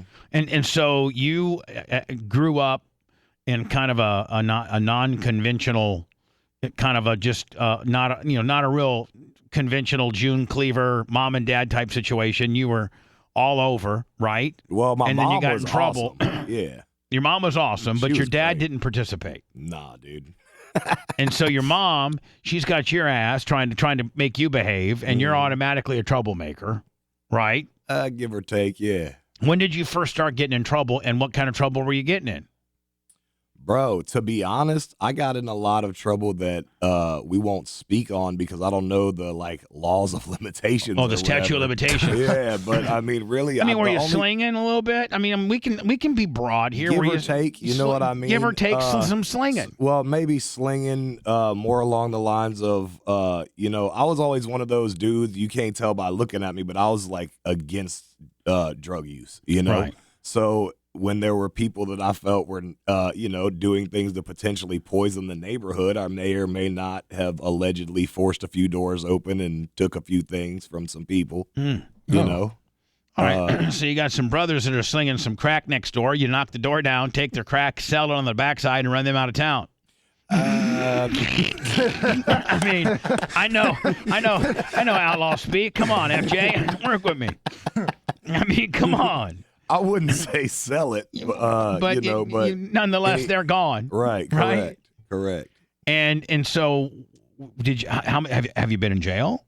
Yeah, but not for anything like that, bro. The first charge I ever caught was because I was over at a buddy's house. My daughter's mother was staying there, like renting a room. Baby mama? The baby We got to mama. call it the baby mama. And the house got raided. Well, I happened to be there. My fat ass answers the door, and there's a cop standing there. It's like 4 a.m. the morning of Halloween. He goes, "Hey, man, is this your car outside?" And knowing my car was parked over there like an idiot, I leaned out to look, and that dude grabbed me by the back of my neck and slammed me, dude. And Your big ass? Bro, it was ridiculous. And I look up, there's people with masks running in the house. So they had found a tobacco pipe, we'll call it, in my baby mama's room that was like pink and purple. Now, at this time, I'm young and ignorant, so I'm like, oh, a paraphernalia charge is just a ticket. Right. You know what I mean? So they're like, I'm like, it's mine. They're like, no, it's pink. You sure you want to do this? I said, yeah, it's mine. Fucking let's go. Write my ticket and get me out of here. And he goes, you sure you want to go? I said, yeah. He said, all right, take him to the car. And they booked me ASAP for a But it was only paraphernalia. Yeah. So that was your first rap. That ain't no big deal. So then what's second rap? Second rap and the last rap that I ever caught. I got ADD. So once you spend enough time in a cell, you realize you don't want to go back there. You know what I mean? Cell ain't cool. So Father's Day, the year before my daughter was born, I woke up to getting hit in the face by my daughter's mom, by my baby mama. Man, she's a wild bitch. Bro, my eye was swollen shot in a mug shot. Hold on. So hold on. You're sleeping, and she just connects a Mike Tyson right hand right on your eye socket? Probably 16 of them. And 16? Oh my God. I thought your defense skills were a little better than that there, big boy. Not when I'm asleep. Man, she's just peppering you, kid. Thought you had faster hands than that, buddy. Right. So she's just peppering you like Bald Bull in the video game, right? Right, exactly. All right, so go ahead. So she's telling me that I said another girl's name in my sleep, which was nonsense. Like, I've never been that guy. I've never, even to this day. FJ, please tell me you're no longer with this woman. Please Absolutely tell me. not, bro. Please, It's been 13 years. Please, my God. My daughter's 13. I've got out of that and for you situation. women out there, for us guys that happen to maybe say a woman's name in our sleep, that doesn't mean nothing, okay? And if you're that insecure, you're going to let a guy's eye socket up 16 times, you're a crazy bitch. Get the hell out of here. But you did time on that one? Yeah. Well, I didn't know it was illegal to say your ex's name in your sleep. Well, so here's what happened is she called the police. They came, and not ever being in a situation, I stayed to tell them my side. They were like, put your hands behind your back. I said, what do you mean? Like, I'm the only one with marks on me. And they're like, well, she's pregnant. You don't want her to have your daughter in jail, and it's a must-go state in Florida, so we're going to take you instead of her. Man. So I then lost it on the cops. You're like the Jesus of all white trash crimes. You've had to take you take everybody's rap. Bro, so you should be called DJ taking your next guy's rap. That's what you should be. That's right. My Sheesh. Lord. So she's pregnant, and they're like, you don't want her to have a kid in prison, right. So you better just take this rap. How long did that get you? I was in there for about 2 months, and then thank God, my mom was around because 2 months. Because of her, she bailed you out. We did not have the money back then for me to bail out, bro. I sat. So once that's a country song right there. Oh, absolutely. We didn't have the money to bail out. I sat. It's a damn shame. It's a damn shame. Bro, you need to take a stab at country music. You already did your rap. I did. thing. I could do it, man. Honest says I couldn't, but I think I could do it. You could do it. Did you hear me doing? Did you hear me doing my impersonation of that new Oliver? one? Yeah. Yeah. I don't know. I don't know if I could. I don't know if I could do it in front of a real artist. I feel stupid. You know what I'm saying? Now you're gonna pussy out. Yeah. Now I want to be a pussy. What do you think about that guy? The Anthony Oliver guy. Mixed feelings. Like, I feel like it sounds cool. You do a song and you don't want a deal and you go viral and it's everywhere. But I feel like there's definitely some label push behind that. You like our buddy Jared from from Head PE said he thought it was an industry plant too. You do too? Absolutely. For real? There are too many super talented people out here that do not get that kind of explosion when they drop music randomly. So it makes being in the industry, it doesn't make sense to me. It's like it's amazing because everybody outside of the industry believes it, and everybody that has anything to do with the industry thinks it's a plant. Well, that's the point of it, isn't it? Yeah, you know what? That's probably the point of only those that really figure it out are those that are in the industry, which is about 99% of the population. 99% of the world's not in the industry, so only 1% are going to call you out as a plant, right? Absolutely. And you'll take those numbers all day, right? I mean, I've been selling my soul, working all day, overtime. I mean, what do you think? What do you think about the guy's skills? All right. Well. I mean, because you're an artist, you can break it down. He went on and said, I'm not a good artist. Bro, first of all, there's production in his vocals. That's not live. Second of all, let me point out that microphone is a Newman. Right. That is a $1,000 microphone. That's a microphone easy. made usually, for spoken word, not singing. That is a large diaphragm microphone. That is built for singing. So if you never wanted a record deal and you just randomly made this song for fun, what are you doing with a $1,000 microphone in the middle of your yard? Post pay so I can sit out here and waste my life away. Drag back home and drown my now what's that one guy? Is it the dude that looks like has red hair? But he's like Brett? No. Oh. He does top 40 stuff. He did the he looks like a nerd. Sam something? Or is it Sam Smith or what? You got Anna. He's the hottest thing going in top 40. And he's a ginger? Yes. He's a little nerd ginger. Oh, Ed Sheeran. Ed Sheeran. Isn't this guy kind of the backwards version of Ed Sheeran? This guy's like way better looking than Ed Sheeran. It's a shame what the world's gotten to for people like me. Now, how about his vocal range? FJ? I mean, I like it. I'm not going to, but listen, here's the thing. I like all music. I've never been, no matter what stage of life we'll call it I was in, I've never been in denial that good music is good music. Like, I was out here doing my thug thing, but you might catch me riding around listening to Justin Bieber. My mama don't like you. You know what I mean? Good music is good music. Not be true, but it is. But it is. I'm gonna try my hand at country music. You should, FJ. Oh. Let me wrap the terrestrial show up. We'll take a 15-minute deal. Yep. Then we can start breaking into the FJ stuff and what I can play and what I can't play. More of his story, more of his plight. Do you have a new single that you're promoting, or is it tied up in court? No. Actually, I've dropped 2 albums in the last 90 days, so I should probably slow it down. I mean, stuff that we can play and not get a court order with a cease and desist kicker? I mean, the first album was called Cease and Desist, so you never know. So you didn't answer my question. Yeah, I think we can find something. All right, we'll get into the second half of our DJ Outlaw interview starting about 10:15. All right. Hi, who's this? Hey, Bubba, it's Dave West Palm. Hey, buddy. Hope you come with some better stuff than you did yesterday. You're a little. I quite remember what you were talking about, but it was a little lame. Yeah, I was a little off yesterday. But little lame-o. Yeah, Brian really gave it to him. Did you see what your boy Warren Sapp got? The who done it? He got into. No, why? Are we getting some? Some inside scoop? I guess he got into some sort of altercation on a plane. Yeah, it's a short video. Were there snakes on the plane? I'm so sorry. He was trying to. I think they said he's trying to dock somebody or something. I'll find you the video. But yeah, find the video. I just so Sapp is trying to mess with somebody. Sapp probably pulled the same sort of crap that he tried to pull at the Tampa Bay box thing. I don't know. Someone asked him for an autograph and he got bowed up. I'm just assuming I guess it's his reputation. I don't know. Well, so he's volatile. He's like a Doberman. He's like one of them sketchy Dobermans. Listen, let me he may be nice. He may bite you in the face. Let me tell you something about Warren Sapp and why I have you on the phone. And Dan has seen it. I've sseen it. We've all lived firsthand. It. And he sent you a link. Oh, you did? You sent me a link? Yep. Mach, don't worry about it. If it was from her, it's far more defendable than from us. So it was a fleeting at best. So let's not worry about it. All right. So you sent me, Lummy, a link. Yeah, it's the story on it, and then if you scroll down, it goes to well, I'll tell Instagram. You this. Warren Sapp is probably the rudest celebrity that I know.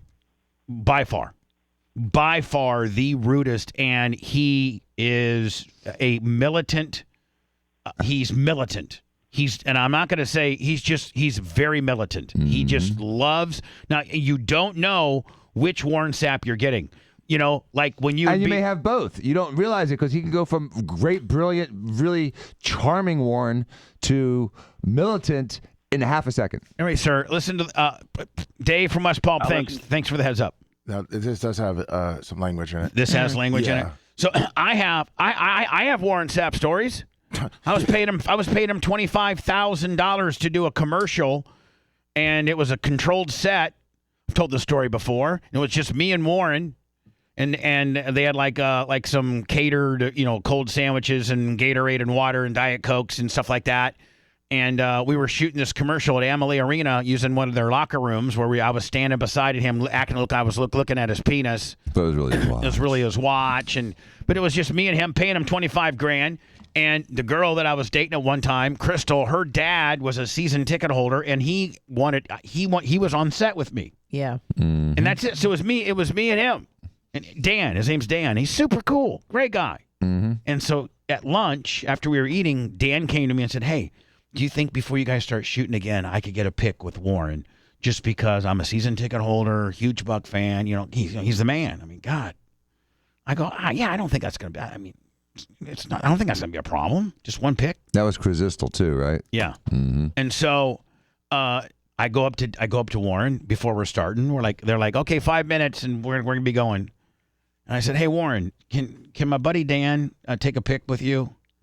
And he just starts going off. He's like, "I don't flick, bitch. I don't flick." So what you say? And then how he starts getting real fast talking, Dan, when he gets man. He goes, so he tries to break it down for you. Yeah, he's just like, "So what you telling me is right? This is the part. What you telling me is that me doing this commercial for you, that ain't good enough. I got to take pictures now too. Now there was nothing in the contract that said anything that I had to. Because as soon as I take a picture with this guy, I got to take a picture with that guy." And he starts pointing to the cameramen and to the caterers, and none of those people wanted pictures. Right. Like none of those people asked for pictures. Mm-hmm. Most of them were young girls and guys that didn't really care who he was. Mm-hmm. They were just they were union camera people. Right. We hired a production company to do it. Nobody had asked Warren for a pic all day. And I'm at the end of the day, Dan. And by the way, they're all professionals doing their job, and they know not to ask the talent for anything. Right. You are the talent with family, with other talent. You got him $25,000 Hold on, for a stupid-ass commercial. and at the end of the day, I'm kind of not his boss, but I'm kind of the client that I hired him. Right. Right. He's working for you. Right. And he goes, "Yeah, if I take a picture with this guy, I got to take a picture with her." No. The answer is no. Don't ask for me again. I don't. Listen. See if you hear it loud and clear. That's what he said. Loud and clear. I don't flick, bitch. I was like, really? I mean, we shot the rest of the commercial, but I was like, I hated him. I'm like, You're a dick. Right. Is it just a dick move? He's a dick. But then I've seen him, at Dan's. Well, the last time we saw him at Dan's box, he caused a problem. Yeah, but he was charming until for 30 minutes, and then 32 seconds set him off. Right. 2 seconds set him off. And so he's the best. He's talking to Daddy Joe. That's one of Daddy Joe's last games I think he went to. Mm-hmm. And he looked great. And he's talking. By the way, he never. I don't know if Daddy Joe had gone to the bathroom or he had moved himself down a row, but you notice that he never did this right next to your dad. Oh, no. It was always Never. up in the back. Yeah. It was he always. Wouldn't do that in front of Dad because No. Dad slap him. Right. Old-ass, scrawny Dad would stand right up to Sapp and slap him right in the face if he disrespected him. He would. So me and Sapp. It's me and Sapp. It's Warren and I, and we're talking. He's got this girlfriend with him or something like that. And Pat Maroon is in the room. Titus O'Neill's in the room.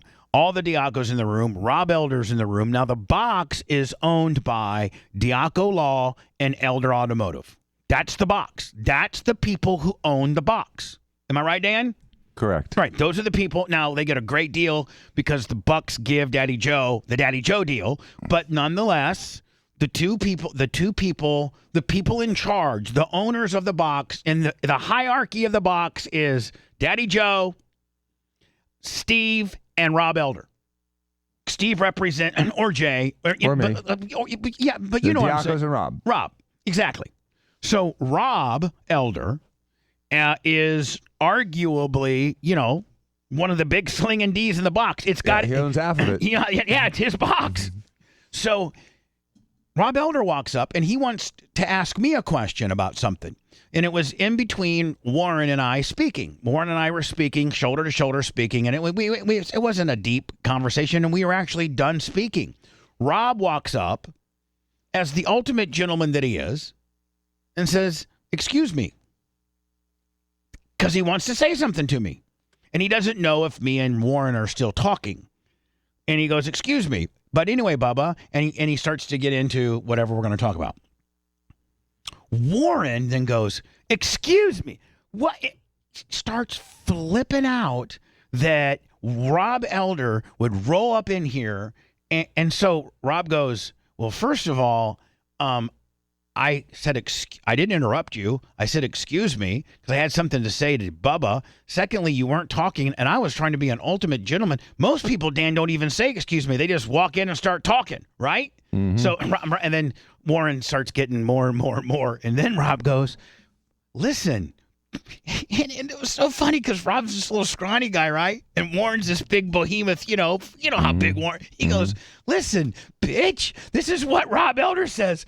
Listen, bitch, this is my box, and you need to get the hell out of here right now, or I'll have you physically removed." And then Pat Maroon stepped up with a couple of his hockey boys, and we're going to beat the hell out of Warren Sapp. Mm-hmm. And Sapp walked out like a little bitch. Mm-hmm. I promise you that's how it went. That's exactly how it went. And then Pat Maroon comes back and goes, "Yeah, man, I was just waiting for you." Yeah, hey. I was just waiting for him to get a little lippy, eh? He's afraid of no one. No, nobody. Plus, we had to tie this back up. But Warren, he's at a flick of a switch, will just absolutely come unhinged. Completely unjustified. Totally unjustified. So is it right here? Yeah, I don't know what. And that means what? I'm in public. You could. Now, what are they on a plane? Yeah, they're flying to Gainesville, and it looks like they're on a plane, like on a private plane, or no? It's a small, like little JetBlue plane. Okay, from like Miami to Gainesville. Okay, but it looks like so they're saying now that Warren Sapp is trying to play victim with him releasing this. I was reading the rest of the story, and it looks like he was just a dick to everybody on the plane. Imagine that. Warren Sapp allegedly causes major drama on flight, challenges passengers to face in Gainesville. It turns out Buck's is it mercenary? Or I don't know. Yeah, I'm sorry. It turns out the Russian mercenary, whatever. Yeah. Pro Football Hall of Famer Warren Sapp found himself in the middle of a war of words this is from Columbia to Fort Lauderdale. He was coming from Medellin, Colombia to Fort Lauderdale. Medellin. And was turned into such a fiasco. What the hell is he doing in Medellin? What do you think he's doing? Yep. Okay, that's all we're going to say. Exactly. That the Tampa Bay Buccaneers Super Bowl champion defensive tackle was asked on the flight, "You want to see me face-to-face in Gainesville Friday?" Listen, I don't know whoever's saying that, but you might want to rethink about challenging this dude. This dude's pretty tough. No, Warren Sapp asked the passenger. Oh, I thought the dude. Was telling Sapp. He told it to the guy DJ Gene Sean. DJ Gene Sean was on the flight and says Sapp was acting ridiculous towards fellow passengers, explained via a lengthy Instagram story how Sapp is trying to play the victim, even though he was a complete piece of shiz the entire time. Blah blah blah. Now, Lummy, is this the exchange right here? No. That's Warren Sapp releasing it playing victim. This DJ Gene Sheen guy is the one who's like he laid it out like that all that text is him what Warren Sapp was doing before. All right. So Gene Sean says Sapp was sitting behind him and says the drama started immediately after boarding. His attitude was not good. He was fighting with everybody, making obnoxious comments and being real loud, which is, I mean, Dan, that's Warren. Uh-huh. He's trying to fight. He tries fighting with one dude who was trying to find a seat. Gene Sean goes on to say that his girlfriend turned around to Sapp and was talking loud and obnoxiously, and he berates her, tells her, "What the are you talking about? Turn around. Your eyes should be forward." My girlfriend is like, "What? What are you talking about?" According to Gene Sean, Sapp eventually goes off on the lady who is sitting in the middle seat next to him, and then eventually leads to a showdown with passengers seating behind the NFL legend. Middle seat lady, according to the DJ, is with her husband and apparently opens a video on her phone and the volume is turned on, which set Sapp off. He's like, you better have headphones. So I don't have to hear that shiz. You better have headphones. According to Gene Sean, it was ridiculous, contentious flight, blah, blah, blah, blah, blah. Let's just watch this. Lose that job, Miami-Dade. What's your name and badge number? You don't want to tell me? You don't want to tell me that name and badge number? Look at this one, y'all. He's drunk. We know. He's drunk. He's a mean drunk. He's a mean drunk. Yep. Look at this one. This one. You get me on what? No. I do bad policing. I do this. I do this. Sir, excuse me. He's bothering me. Sir, excuse me. He's giving us a hard time. Is there anything we can switch now? This is not acceptable. What's going on? Okay. The lady was sitting beside me. All right. Is there more? No, that's the only video. I mean, they kind of talk about how someone tried to talk to him, like the guy sitting next to him, and Sapp just went off on him. They tell about that story. It's just words. Click here for more. All right. Well, no, I just meant down in the story. They talk about it a little bit more. All right, well, you know what? It's right there. It's Sapp. It's Sapp being Sapp. Sapp being Sapp. He does act like he's entitled. I think the funniest ever, if you go back and watch Sapp when he got arrested for the hookers in Phoenix. Oh yeah, we did watch that. He's in the questioning room. Yeah, he's in the questioning room, and he lays it all out for him. Like, what an idiot. And Dan, how many times have we supposed to have had him on the show, and he completely stands you up, and then he gets heat with you? Like, you text him, be like, what the F, Warren, you're supposed to be on at 8:30, and then he's like, he starts cutting a promo on you, does he not? Yeah. So I'm over him. I'm done with him. I am too. Let me go into words. Let's the big story. What the media doesn't realize is, man, I'm telling you, the more mug shots that you shoot of Donald Trump, the bigger lead he's going to have on DeSanctimonious, and he will beat Biden. I'm just telling you, man, America, Dan, we even had Snowflake Libetard Babyface in here saying, this is just ridiculous. This is ridiculous. This is going to backfire on the Democrats, man. Let Donald, you are making him something that he can't do on his own, which is a martyr. But you're making him Superman. Mm-hmm. Because most of this stuff isn't going to stick. It's like you're throwing as much crap much crap on the wall as you can to see what sticks. And the stuff that sticks, I don't know, man. I don't think people care. I think all people see, optically what people see is that you're just really, really, really laying the screws to this guy. It seems so unfair, and it's never happened before. And listen, he's got 91 indictments, and a bitch ain't one. No, it's incredible. Man. They're going to add more. I think they're going to try to add He'll be Arizona. over 100. He'll be 3 figs. Yeah. I think it's because he gets the over-under. Like, how many indictments is he going to get? How many times has he got to pardon himself first day one? Well, he can't pardon himself from state charges. So that's why this is what they're doing. They think that, if they, first of all. Hold on. We probably should break this down. In a second. You want to break it down when you get back? Yeah, let's do some words and break it down when we come back. The pain, games, and mind fucks will continue. This is the Bubba the Love Sponge Show. Bubba the Love Sponge returns after this.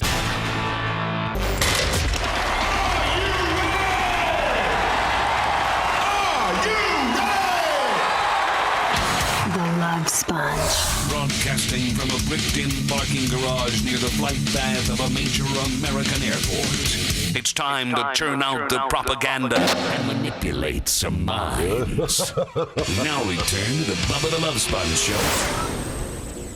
Lummy standing by from Phoenix. I don't think that he cares. He lives in Phoenix because he's pretty much a badass. He can defend himself. So I think it's on his Instagram too. If you're stupid enough to go up to his door and try to ding dong ditch him, he'll probably end up kicking your ass at the end of the day. We've actually become pretty close to the point where we're going to do this little thing together. Ladies and gentlemen, Tony Mandrich, via Zoom. Tony, how are you, my friend? Good, man. Good. How are you? Doing good. How things for you in Phoenix? I know that you had a big out-of-town photo shoot that you sent me some like still lapse photography. That guy looked like a pretty badass, whoever that guy was. Guy is a badass. His name is Ray Love, and 92-year-old Green Beret, Army veteran, Vietnam War veteran, Korean War veteran. Just an unbelievable story. So I did a photo shoot and going to do some compositing with it, make some really cool shots. And then his daughter did a 2-hour interview video that I videoed with him about his whole kind of really his life story. It's absolutely stunning. I mean, it's at the end. I mean, even at the end, it's kind of like, damn. I mean, what these guys went through is incredible. And it makes us really look how soft we are. I mean, we are so soft. I used to call us soft. I don't call us soft anymore. We're a bunch of pussies. We even hold on. Even our generation, because you and I are the same age, pretty much within like a year or so. So even our dads would tell us that we were soft compared to the stuff they went through. But man, we are badasses compared to today's generation, right? At least we pushed lawnmowers and threw rocks at each other and had BB gun fights and all that kind of stuff, right? Well, yeah, and you would get in fist fights to settle something. Right. Be like, hey, Tony, bitch, meet me at the ball field at tomorrow at 5, and we're going to... It was the bike rack or the flagpole after school. I bet you never got any... Were you always real big? Real big? I was always the kid in the school picture in the back row in the middle. Right. But when did you start training? Like, when did you first get introduced to weights? Because I didn't get introduced to weights. Like, our weights wasn't even a thing. Like when I was in 6th or 7th or 8th grade. Not till like we were juniors did we start lifting weights. I started lifting weights after watching Pumping Iron and Rocky. Nice. In mid to late 70s. So you got an early jump on it. 10, 11 years old, but then. You know, my brother was like, you got to chill with stuff. He's like, more, just do more push-ups and stuff. He's like, you're 11 years old. You're still growing. He's like, you don't want to stunt your growth. And well, John was just afraid you were going to get bigger than him and kick his ass. That's probably. I never could kick his ass, though. Weren't you physically bigger than your brother? God bless his soul. But he had that. You know, when you were growing up with your older brother and he kicked your ass for so many years that he just has that kick-ass gene instilled into your brain that even though you're bigger, stronger, faster, he's still meaner and he's got you mentally screwed up. He is always your bigger brother, no matter what. How badass was he at Kent State, John? He was a badass. I'll tell you what, he was one of the most credible people that I've ever met in my life, and I've met a lot of people, and you know, there's a short list of people that I think are just different level. He was one of those people, and you know, he wasn't maybe blessed with the highest athletic ability, but he made the best of what he had, and he played pro 11 years in the Canadian Football League, and you know, came out of Canada as to get out of Canada. And to get a scholarship to an American school back in the late 70s. Yeah, you had to be really good because nobody really recruited up there. So in order to be recruited, you had to be really good to be able to be even found up in that big Northland of snow. The Great White North. Do you miss your country? I miss the old Canada. Right. Before Numbnuts Trudeau took it over. Numbnuts, yeah. Numbnuts is an understatement for that guy. Man, if he's so hated, why do people keep voting him in? They don't. It's 2/3. It's 2/3. Vote him in. The parliament or whatever it is. And then they can call a vote. Like the party in charge can call a national vote when things are going well, which obviously will favor them because, you know, momentum's on their side. It's very interesting. It's, in my opinion, they're still run by the monarchy in England. I think so too. Yeah. But everybody's worried about, you know, the whole colonialism being such a patriarchy, but the matriarchy lasted for 70-something years with the Queen. Yeah, true. I'm glad she's gone. And then, of course, Anna runs that show. So it's like, you know, it's a matriarchy. Don't say that. He's going to hit me now. Tony Mandrich on the phone. Tony and I have been. So let me just tell you, I've always I'm a huge Packer fan. I think Tony, through our talks, can tell how good of I'm really a Packer fan. Like, I mean, I'm a Packer fan to the point where I can say I went to a ball game at Milwaukee County Stadium.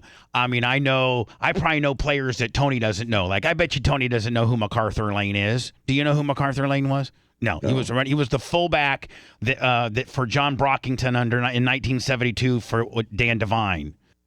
No, the thing I remember 1972 was the Canada-Russia hockey series. There you go. Meanwhile, if you're a Packer, you're a man that wore the uniform for 3 or 4 years, and you don't even know anything about the 72 Packers. The 72 Packers were the first year that they went back to the playoffs after Vince left. They had they sucked. They were horrible, and then they bring this guy named Dan Devine in, and they have one good year from an Ohio State running back named was John Brockington. And then they got a guy named MacArthur Lane, and the Packers made it back to the playoffs, but they got beat in the first round by Washington. And they thought, oh man, we're going to turn it around. And then Dan Devine went 4-10 the next year. And did you ever hear about what? This is how fanatic Green Bay fans are, which you know. I mean, you called the town a village one time; they almost killed you. I mean. I was a village idiot. Yeah, you are. So, did you ever hear about the time that they killed Dan Devine's dog? No. Yeah, so Dan Devine's the head coach of the Packers, like circa 73. They're sucking. They're not doing good. And, in Green Bay, that's all they got. It's the Packers. They ain't got nothing else. They ain't nothing. Right. That and paper mills. Right, exactly. And sturgeon, fish, and shanties. Right. Yeah, and fish fries. And so Dan Devine's not having a good year. Somebody in the neighborhood killed his dog. And like, listen, you need to get out of town or something like that. That's how crazy it is up there. Right. Yeah. There's actually, I don't know if you know this. Somebody killed my dog. In Green Bay? Green Bay shot him. Yeah. No, yeah. I did not, because they didn't like you, or because he was trying to bite somebody, or. So I lived out in the country, and it was a great German Shepherd, and I let him out, and he would just go, roaming around. Sure. Well, it was right when deer season started with rifle, and I know who did it. Like a neighbor. I've got his name on a short list. And man, that guy needs to really watch out when you're on Tony Manridge's short list. This guy can snap at any time. Well, I always say that the worst thing that can happen to that guy is that I get diagnosed with a terminal disease. Right. Like say, hey, Tony, you know what? You only got 3 weeks to live. You'll be calling me up saying, Bubba, can you go to Green Bay with me this weekend? I need an alibi. No, he had said he said that I was scaring deer off from where he was hunting, because he lived close to me. Right. And that's why he shot my dog. Now, is this the first time you've ever told that story? I think I've told it like once before, but it's probably been over a couple decades. Oh my God. And you know how us people that love our dogs and our animals, I know you have a big Newfoundland, don't you? What's that? Your dog now is a Newfoundland, isn't he? He's the best. And he's your world. Like that's your. Yeah, I mean, like if you were walking out in the street and somebody was to mess with you, you go to jail and pummel that guy if they mess with your dog. How did you, Tony? How did you cope? How did you cope knowing that this guy shot your dog? And like, how did you? You're already jacked up on everything underneath the sun and messed up. Well, but I'm jacked up on the wrong stuff. I'm jacked up on the mellow stuff. No. At that time, you were jacked up on the mellow stuff? Yeah, that was in Green Bay, about my second last year. It was my last year in Green Bay in '92, and I was jacked up on opiates, so I was on downers. Right. So it wasn't. If I was jacked up on the other stuff, I probably would have right then and there. Cops got involved, everything. Cops got involved. We wanted his gun, and for ballistic test or something, ballistic samples and all that shit. I don't want to say that. Oh, sorry, that was just a reaction. I got it. Sorry. But he screwed himself when he when he said, the dog, he didn't admit to killing the dog or shooting the dog, but when he said the dog was, chasing deer out from where I was hunting, it's kind of like self-incrimination. And I know what the guy was like. He was kind of like a neighbor, but we lived in a rural area. Right. And he was kind of like, what you're trying to say is he was kind of a little short prick dick, one of those guys. Times 10, yeah. Yeah. Might even like the Bears, maybe even. Oh God. No, he was probably a Packer fan, but So how did you cope? Like, what did you do? Well, I told him, I said, I told him that I wouldn't forget, and you won't. And I didn't. Wow. Anyway, the announcement we have is not about Tony killing some man in about 15 years in Green Bay. That's not what we're talking about. What it is I would never do something like that. I know you would not, buddy. You'd have an alibi. You'd be with me down here in Tampa, of course. Absolutely. So anyway, after I had Tony on, I asked Lummy, I said, Lummy, can you ask Tony if I can have his number? Because he was just like, he's just a regular dude, and I don't want to say I'm like a huge fan of any Packer, but the Packers that I've had on over the years, I haven't really gelled. I did with Magic Man was kind of cool, but he was kind of freaked out about being like, he doesn't want to be on the air very much, the Magic Man. We said like what, 27 surgeries? Yeah. So all he wanted to do was promote his cameo, and so which is good. And by the way, I have a cameo if anybody wants. Do you? Yeah, he does. Good. Go get a cameo from Tony Mandrich. Now, Tony, will you wear like if it was a Colts fan, he's like, hey, I want you to be Colts centric, or if it was a Packer fan, can they guide you in that way? Absolutely, any request they want, and obviously there's been more than a dozen requests I've turned down. Oh, really?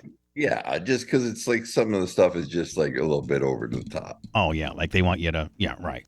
They want me to wear like and they want me to say stuff that is like, not like super bad, but it's just it's not worth it being out there and then somebody come back and said, hey Tony, you said this. Next thing you know, you're canceled. Right. I mean, you got to pay me more money than that I'm charging. Right. Please, Tony is getting a lot of money for autographs nowadays. Please. I mean, no, but Tony, you probably still do some like the autograph signings where they take you into a hotel room and you sign like 300, Michigan State number 79 jerseys, right? I just did one. Well, I shouldn't say just, but it was like last year before the Super Bowl. You were 77 in Michigan State, 79 in Green Bay. No. 79 at Michigan State, 77 in Green Bay, 79 in Indy. Right. Now, what were you in high school? 74 at Kent Roosevelt High School in Kent, Ohio, the Rough Riders. And in Canada, I can't even remember. That was so long ago. So Tony and I start talking. We've been on the phone, 2 or 3 times. We have a lot in common. And so I had this idea. And Lummy, you're big on, and Rhett's big on, sports podcasting and things like that. And I said, Lummy, is there, and you're a big Bucks fan, Lummy. I go, Lummy, is there any podcast that has like maybe a radio guy that's pretty good at interviewing, and then like a former Buccaneer that interviews former Buccaneers? And you're like, no, I've never heard of that. And so I did some searching around, and I went within the Packer niche, and I'm like, Packers, there's like probably 15, 20 decent podcasts, and the best podcast within the Packer world is the one that's actually sanctioned by the Packers, and it does pretty well. And so I get a hold of Tony. I go, hey, Tony, you have a direct pipeline to these former players, especially in the era that you played for Green Bay. But it's also hard for a former player to tell another former player, no. It's kind of like an underwritten code where you're part of the club. So I'm like, let's do a podcast called Past Packers Podcast, and it'll be me, you, and then a past Packers. And so we got to talking back and forth, and Tony got us made a little logo we're gonna have, nice. And then on my screen behind me, I'm gonna have that logo intermittent with the Packers logo, intermittent with maybe our guest. And we're going to start doing a podcast. We're going to drop them on Thursdays at noon. We're going to tape them Monday, Tuesdays, or Wednesdays. And our first one, I think, is next week, right, Tony? Correct. And guess who Tony lined up, Lummy? Sterling Sharp. Oh, nice. I mean, not only is that, I mean, that's a good get by Skip Bayless's. Like that's that guy's a stud. Yes. And he doesn't do a lot of interviews. Like he doesn't do a lot of interviews. And Sterling, even before the, talking about the podcast and stuff, I mean, Sterling is one of my favorite teammates that I ever played with at any level of football. Just a great guy, always worked hard. And you know what? We all know that I was not on a winning streak in Green Bay. And Sterling was one of those guys that was like just a solid guy that was always there and was always kind of like, I don't want to say he looked out for me, but he really, look, it's easy to kick people when you're down. Yeah. Right? Yeah. Oh, yeah. It's like, but you remember the people that pick you up. And I'm not going to mention the one particular guy. So, Lummy, we've been going through some names, right? Yeah? Me and Tony, we're going through some names. I'm like, hey, how about like, John Jerkovic, or how about like, Tim Harris or Chuck Cecil or Mark Murray? And Tony's like, oh yeah, man, whatever, I can get them. They're my boy, And then he goes, there's only, and I'm not mentioning Tony, out of respect, I'm not going to mention the name, but there's one name that damn near triggers him. Like it almost triggers him, and you mention this name, and he's like, oh, that guy, I will kick his ass. No way are we having him on the air. So there's only one guy that's on the no-fly zone in the Tony Mandarin's camp. Other than that, man, from MacArthur Lane to Mason Crosby, and by the way, to Coach Gruden, I got my Coach Gruden connect today, and I think we can have Coach Gruden on. Oh, when you guys were mentioning like the best Michigan State players, I said Andre Rison, which Andre Rison was actually in the same draft as Tony and played on the Packers in '96 when they won the Super Bowl. Yeah. Was he a Andre good guy? Rison was like one of the. I mean, he's in the top, for me, one of the top 10 best athletes I've ever been around. Could you call Andre? And I mean, could we get that one? You think we could get Andre? Dion might be able to get us Andre. Oh yeah. See, we're going to have to network a little bit here. I think I can get Andre without Dion. Now, being a former player, Dion, I did talk to Dion. Dion's one of the top 2 best ever athletes. Oh yeah.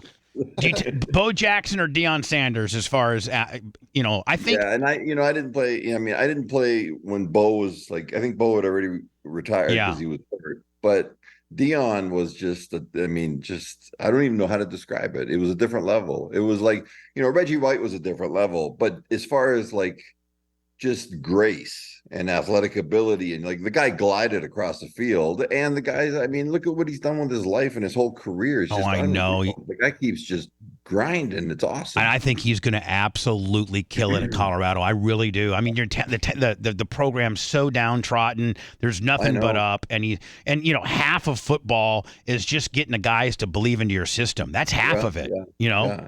And look, Dion is our generation. Yeah, he's same old age. School, man. He doesn't care. He doesn't care about anything but do the work, do it right, and no bullshit.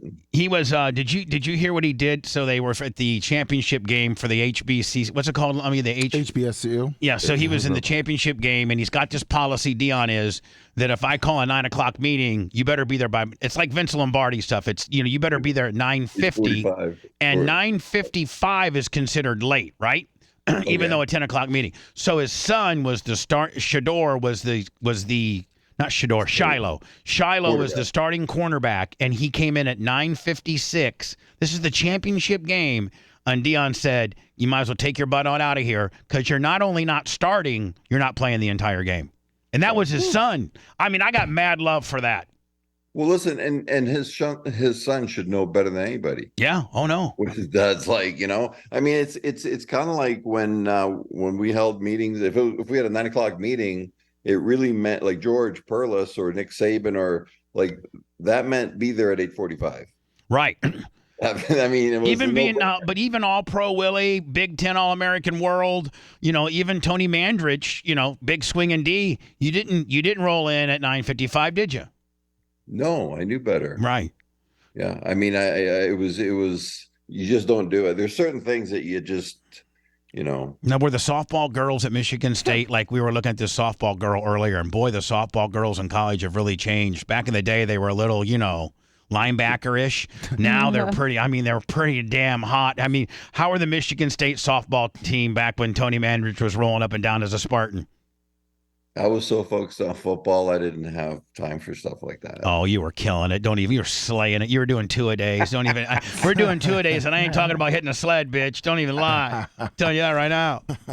We had a great softball team. We had a great field hockey team. But at one time, Tony, and when you were your senior year and you're on Sports Illustrated and you were you were one of the most, were you literally walk around campus and people just freak out that you were like, just oh my God, there's Tony Mandrich? There may have, I do remember some instances like that, but within a minute of like stopping and talking and we're BSing with the person, like whether it was a guy, it was usually a guy, but it was a guy or a girl, they were kind of like, the guy's just a regular. They're disappointed that you didn't rock star him. Right. I want this guy to be way more of a dick. This guy's a regular farmer from Canada. And listen, I don't, I was so focused. I think I know that I was so focused in college that it came across as being a dick to people. But I was like, you know what? I don't have time for distraction. Right. You gotta go to school, and I'm here for a purpose, and part of that purpose, or 50% of that purpose was to, make it to the next level. And you did, my friend. So anyway, listen, Lummy, this is going to be, I've searched almost every team and I cannot find a former player, a radio guy, and that's doing a podcast about former players. And Tony and I are going to start it. And our first one will be next Thursday. We'll drop it. We'll probably drop it on in my world. And where I have it's going to have its own presence too, Lummy. But at first, we're going to put it on my world too to get a bunch of traction. Nice. And then put it over on its own world. And our first guest, and we'll find out what day we tape him, is going to be Sterling Sharp. And great get on that, Tony. And I'm so excited for. He's awesome. And you know what? Talk about, before I let you go, one of the biggest injustices is him not being in the Hall of Fame. Now, he's got a couple more years to make it in the senior deal. I think he makes it next year. He was a finalist this year. It's a shame. And you look at his numbers and everything, and taking all things into consideration, it's a shame. It really is a shame to treat a player like that. And he did nothing wrong. He was, and I do know that they look at off the field behavior. He didn't do anything. He didn't do anything. He didn't do anything off the field that was like detrimental to the league or anything. No. Obviously I did. Yeah. You were a complete F up. Right. And it's like, but it's like, it's such a joke, in my opinion, that he's not. One of the most touching things ever is when his brother Shannon was inducted, and he said, the bad thing about it is I'm not even the most talented football player in the fame. I'm almost made me cry like a little bitch. I know. When's the last time Tony Mandrich cried? It was during that interview that we did this last weekend. Oh, with that general? With that veteran. You cried? Yeah. Really? Wow. Wow. And it was about. I can't even call you a little bitch. I'd be afraid to get in trouble. You know what? It was about him describing the state of this country. Yeah. And he wasn't being. He was being authentic, and he was being like. And it wasn't about him. Like, he wasn't even making it about him. He was like about his, all of his boys and stuff, and all the stuff they went through, and all the people he saw with half their faces blown off, fighting for this country that's became for this country, for what it's become, and then he's gotten to see what it's become, and the disappointment in his face and his voice. I was just like, I was like grinding my teeth not to cry. Don't you wish, though, like a Fox or a CNN? Obviously, don't you wish that somebody would put a guy like that on and let him tell his story? Well, I think who has, and I'm gonna give kudos and a promo to this guy. I've never met this guy, but I watch his podcast all the time, and it's a guy named Sean Ryan. It's the Sean Ryan Show. I know who that is. Was he an ex-Navy SEAL? Ex-Navy SEAL? Yeah, I know. I'll tell you what, his guests are absolutely off the charts. He just had, about 2 months ago, he had a World War II vet, a guy that was actually on Iwo Jima. Right. Who was a flamethrower. That's like and he has long form podcasts, and it was absolutely like incredible. Like the stories that guy told. And then again, what that guy described as America and what he's seen and what he fought for made me go, what have we done? Or what have we not done? What has our generation not done, or, to let it get this far? I don't think, I don't even know where you begin to put your thumb on what we've all done wrong, other than the two-party system. And I don't know if it's fixable. I think it's fixable one of two ways. You get there's either going to be a civil war, which may be necessary, which I'm okay with. Can I be on your team, please?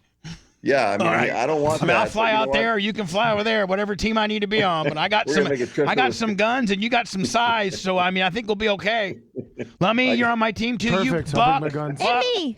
I don't care what team you're on, but Why? I want to be on your team. You're a little mouthy for our team, okay? No, I'm your hype girl. We'll send you out there to mouth it up, and maybe you'll take a lick, and then we'll come in from behind. Hey! What a jerk. Send her out there. See what send the mouthy bitch out there. Yeah, it could be taken out of context in today's world. We could be fighting some. I'm not even gonna. It's either gonna. You know what? It's disturbing. It's disturbing. It's and you know what? I'm let down. Look, when I was a kid in Canada, Canada is like America Light, right? Right. So it's like the dream, even as a Canadian, and we had great life, and it was like more or less a democracy. But it's like the dream was to make it at whatever you want to do in the States. Right. And now if I was a kid, if I was a kid in Canada now, I'd probably I wouldn't know what I was. No, you'd probably be paying maybe a female shot putter or something. I don't know. It might be on some hormonal type of deal and be a female shot putter, which you'd win. You'd win the world finals on the deal, please. I mean, God. Hey, I could make a comeback as a power lifter. And just cut your wiener right. You don't even got to cut your wiener off. You just tuck it. Just tuck your wiener, and ladies and gentlemen, Tanya Mandrich is now clean and jerking 585 pounds on the snatch. No pun intended. Tanya Mandrich. What kind of a weightlifting place puts clean and jerk and snatch in the same person? Yeah, and who wants to snatch? That's the hard. Which lift is when you got to go right from the ground to over your head? Is that the snatch? I don't know, but it's hard. Oh, I know. Now, see, in clean and jerk, I think isn't that the clean and jerk? No, the clean and jerk is where you go and then you just shovel your shoulders right here. Okay. And then I think you push it back up. Whereas the snatch, is that the snatch? I guess it is. I think the snatch is when you get that real wide deal. Yeah. And then you just bring it right on up there like that. Yeah, you go. Yeah, you have to take it from the bottom to all the way above your head. Yeah, I could maybe do 85 pounds on the snatch right now. Listen, the snatch used to be a gender. Yeah, now we try. I think we're going to end it with that, Tony. I can't wait. Hey, so listen, I got all of I'm going to Zoom class on Monday here at work, and how to implement the logo and behind me and send all the links and everything. And so we'll do Sterling on whatever day you decides, and then we'll drop it at noon on Thursday, our very first Past Packers podcast, hosted by Should I say Tony and Bubba? Bubba and Tony? How we doing? B is before T the last time I checked, unless they've changed the alphabet. I like Tony, but I like Tony and Bubba better because you got more standing into this. Damn, look at that bicep on the left. I ain't got shit. Did you see that left side bicep? I'm looking for a job. It's a lot bigger than Macho's. Yeah, man. So, Tony, I could go by my real name, Todd, the Todd and Tony Show. I could Todd go by, and Tone? Yeah, Todd and Tony Show. Hey, listen, I've seen Anna's arms on some shows that I've watched when she's like done her fake yawn double bicep. Right. Back. Yeah. And she knows what I'm talking about. Yeah. Like, damn, her arms are bigger than the guy that is behind. Don't say that. Now he's gonna hit me. He's messaging me. He's messaging me and says, let him know that I got 18.5 here.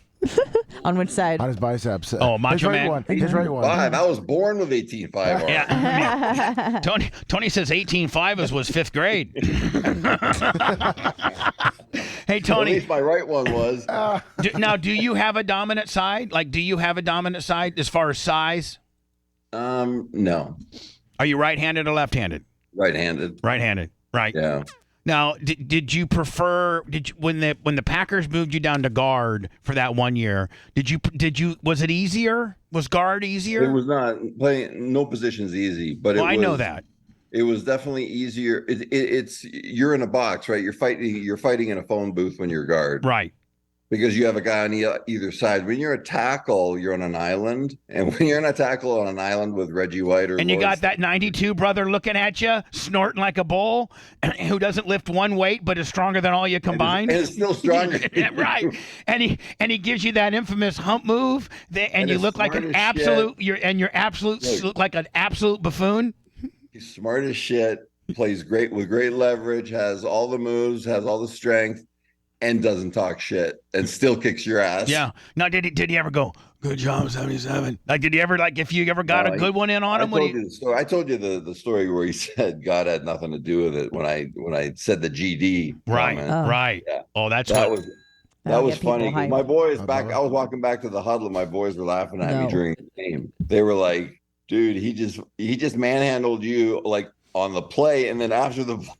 He told you to basically shut up. Yeah, he basically made you his bitch. Speaking of shutting up, Lummy, did you have a comment? Bubba? Yeah? I've been instructed to give you the 35-minute warning. Okay, buddy. Thank you. It's only 10:09. I'm going to wrap it up with Tony. I mean, I love the stories. I'd love to sit here. No, you don't. You're calling the kibosh on the story. No, I'm sorry. That I'm instructed, or I will get in trouble. Sorry, Tony. Yeah, 35 minutes, Tony. That's all right, my people, my workers. I just want Anna to know that I do watch her show. I don't watch Lummy's though. No, Lummy. Yeah. Tony, I appreciate that. Yeah, because I was, you know what, we talked about having, the coaches and doing everything your boss says. I follow, instructions. Hey, that might be the drop of the day, Lummy. I watch the Honest Show, but not Lummy. From Tony Mandrich. Thanks, Tony. That makes you look like a real bitch, Lummy. Yeah, I know. I was a big fan. Now, Bye-bye. And Lummy, I'll tell you to keep being a big fan too, bitch. You cannot not like Tony Mandrich. That's my boy. I'm telling you. Anyway, I'm messing with you, Lummy. I love you. Yeah, do you know Lummy's 6'6"? Do you know that? Yeah, you told me. 6'6", like 190. No, 6'6", 330, but soft as hell. Soft. Yeah, I'm soft. And you are coming to BARP, Tony, right? Yeah, Tony, are you going to come to BARP? January 12th to 14th ish.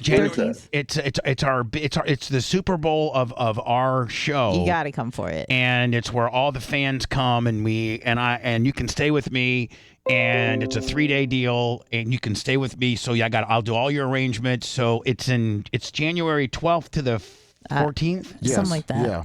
So I'll talk. So it's during the playoffs. It's the first round of. It's the first 11 through the 13th. It's the first round of the wild card playoffs. Yeah, January is a good year for me. Yeah. Year? Good year. Yeah. Nice. January is a good month. Sorry. How many concussions have you had there, buddy? I don't know, Frank, but I'm counting CTE in full effect. Okay, James Campion. Good talking to you, buddy. All right, Tony. All right, Tony Moran. You could have called me that one guy's name. I did just now, Tony Moran.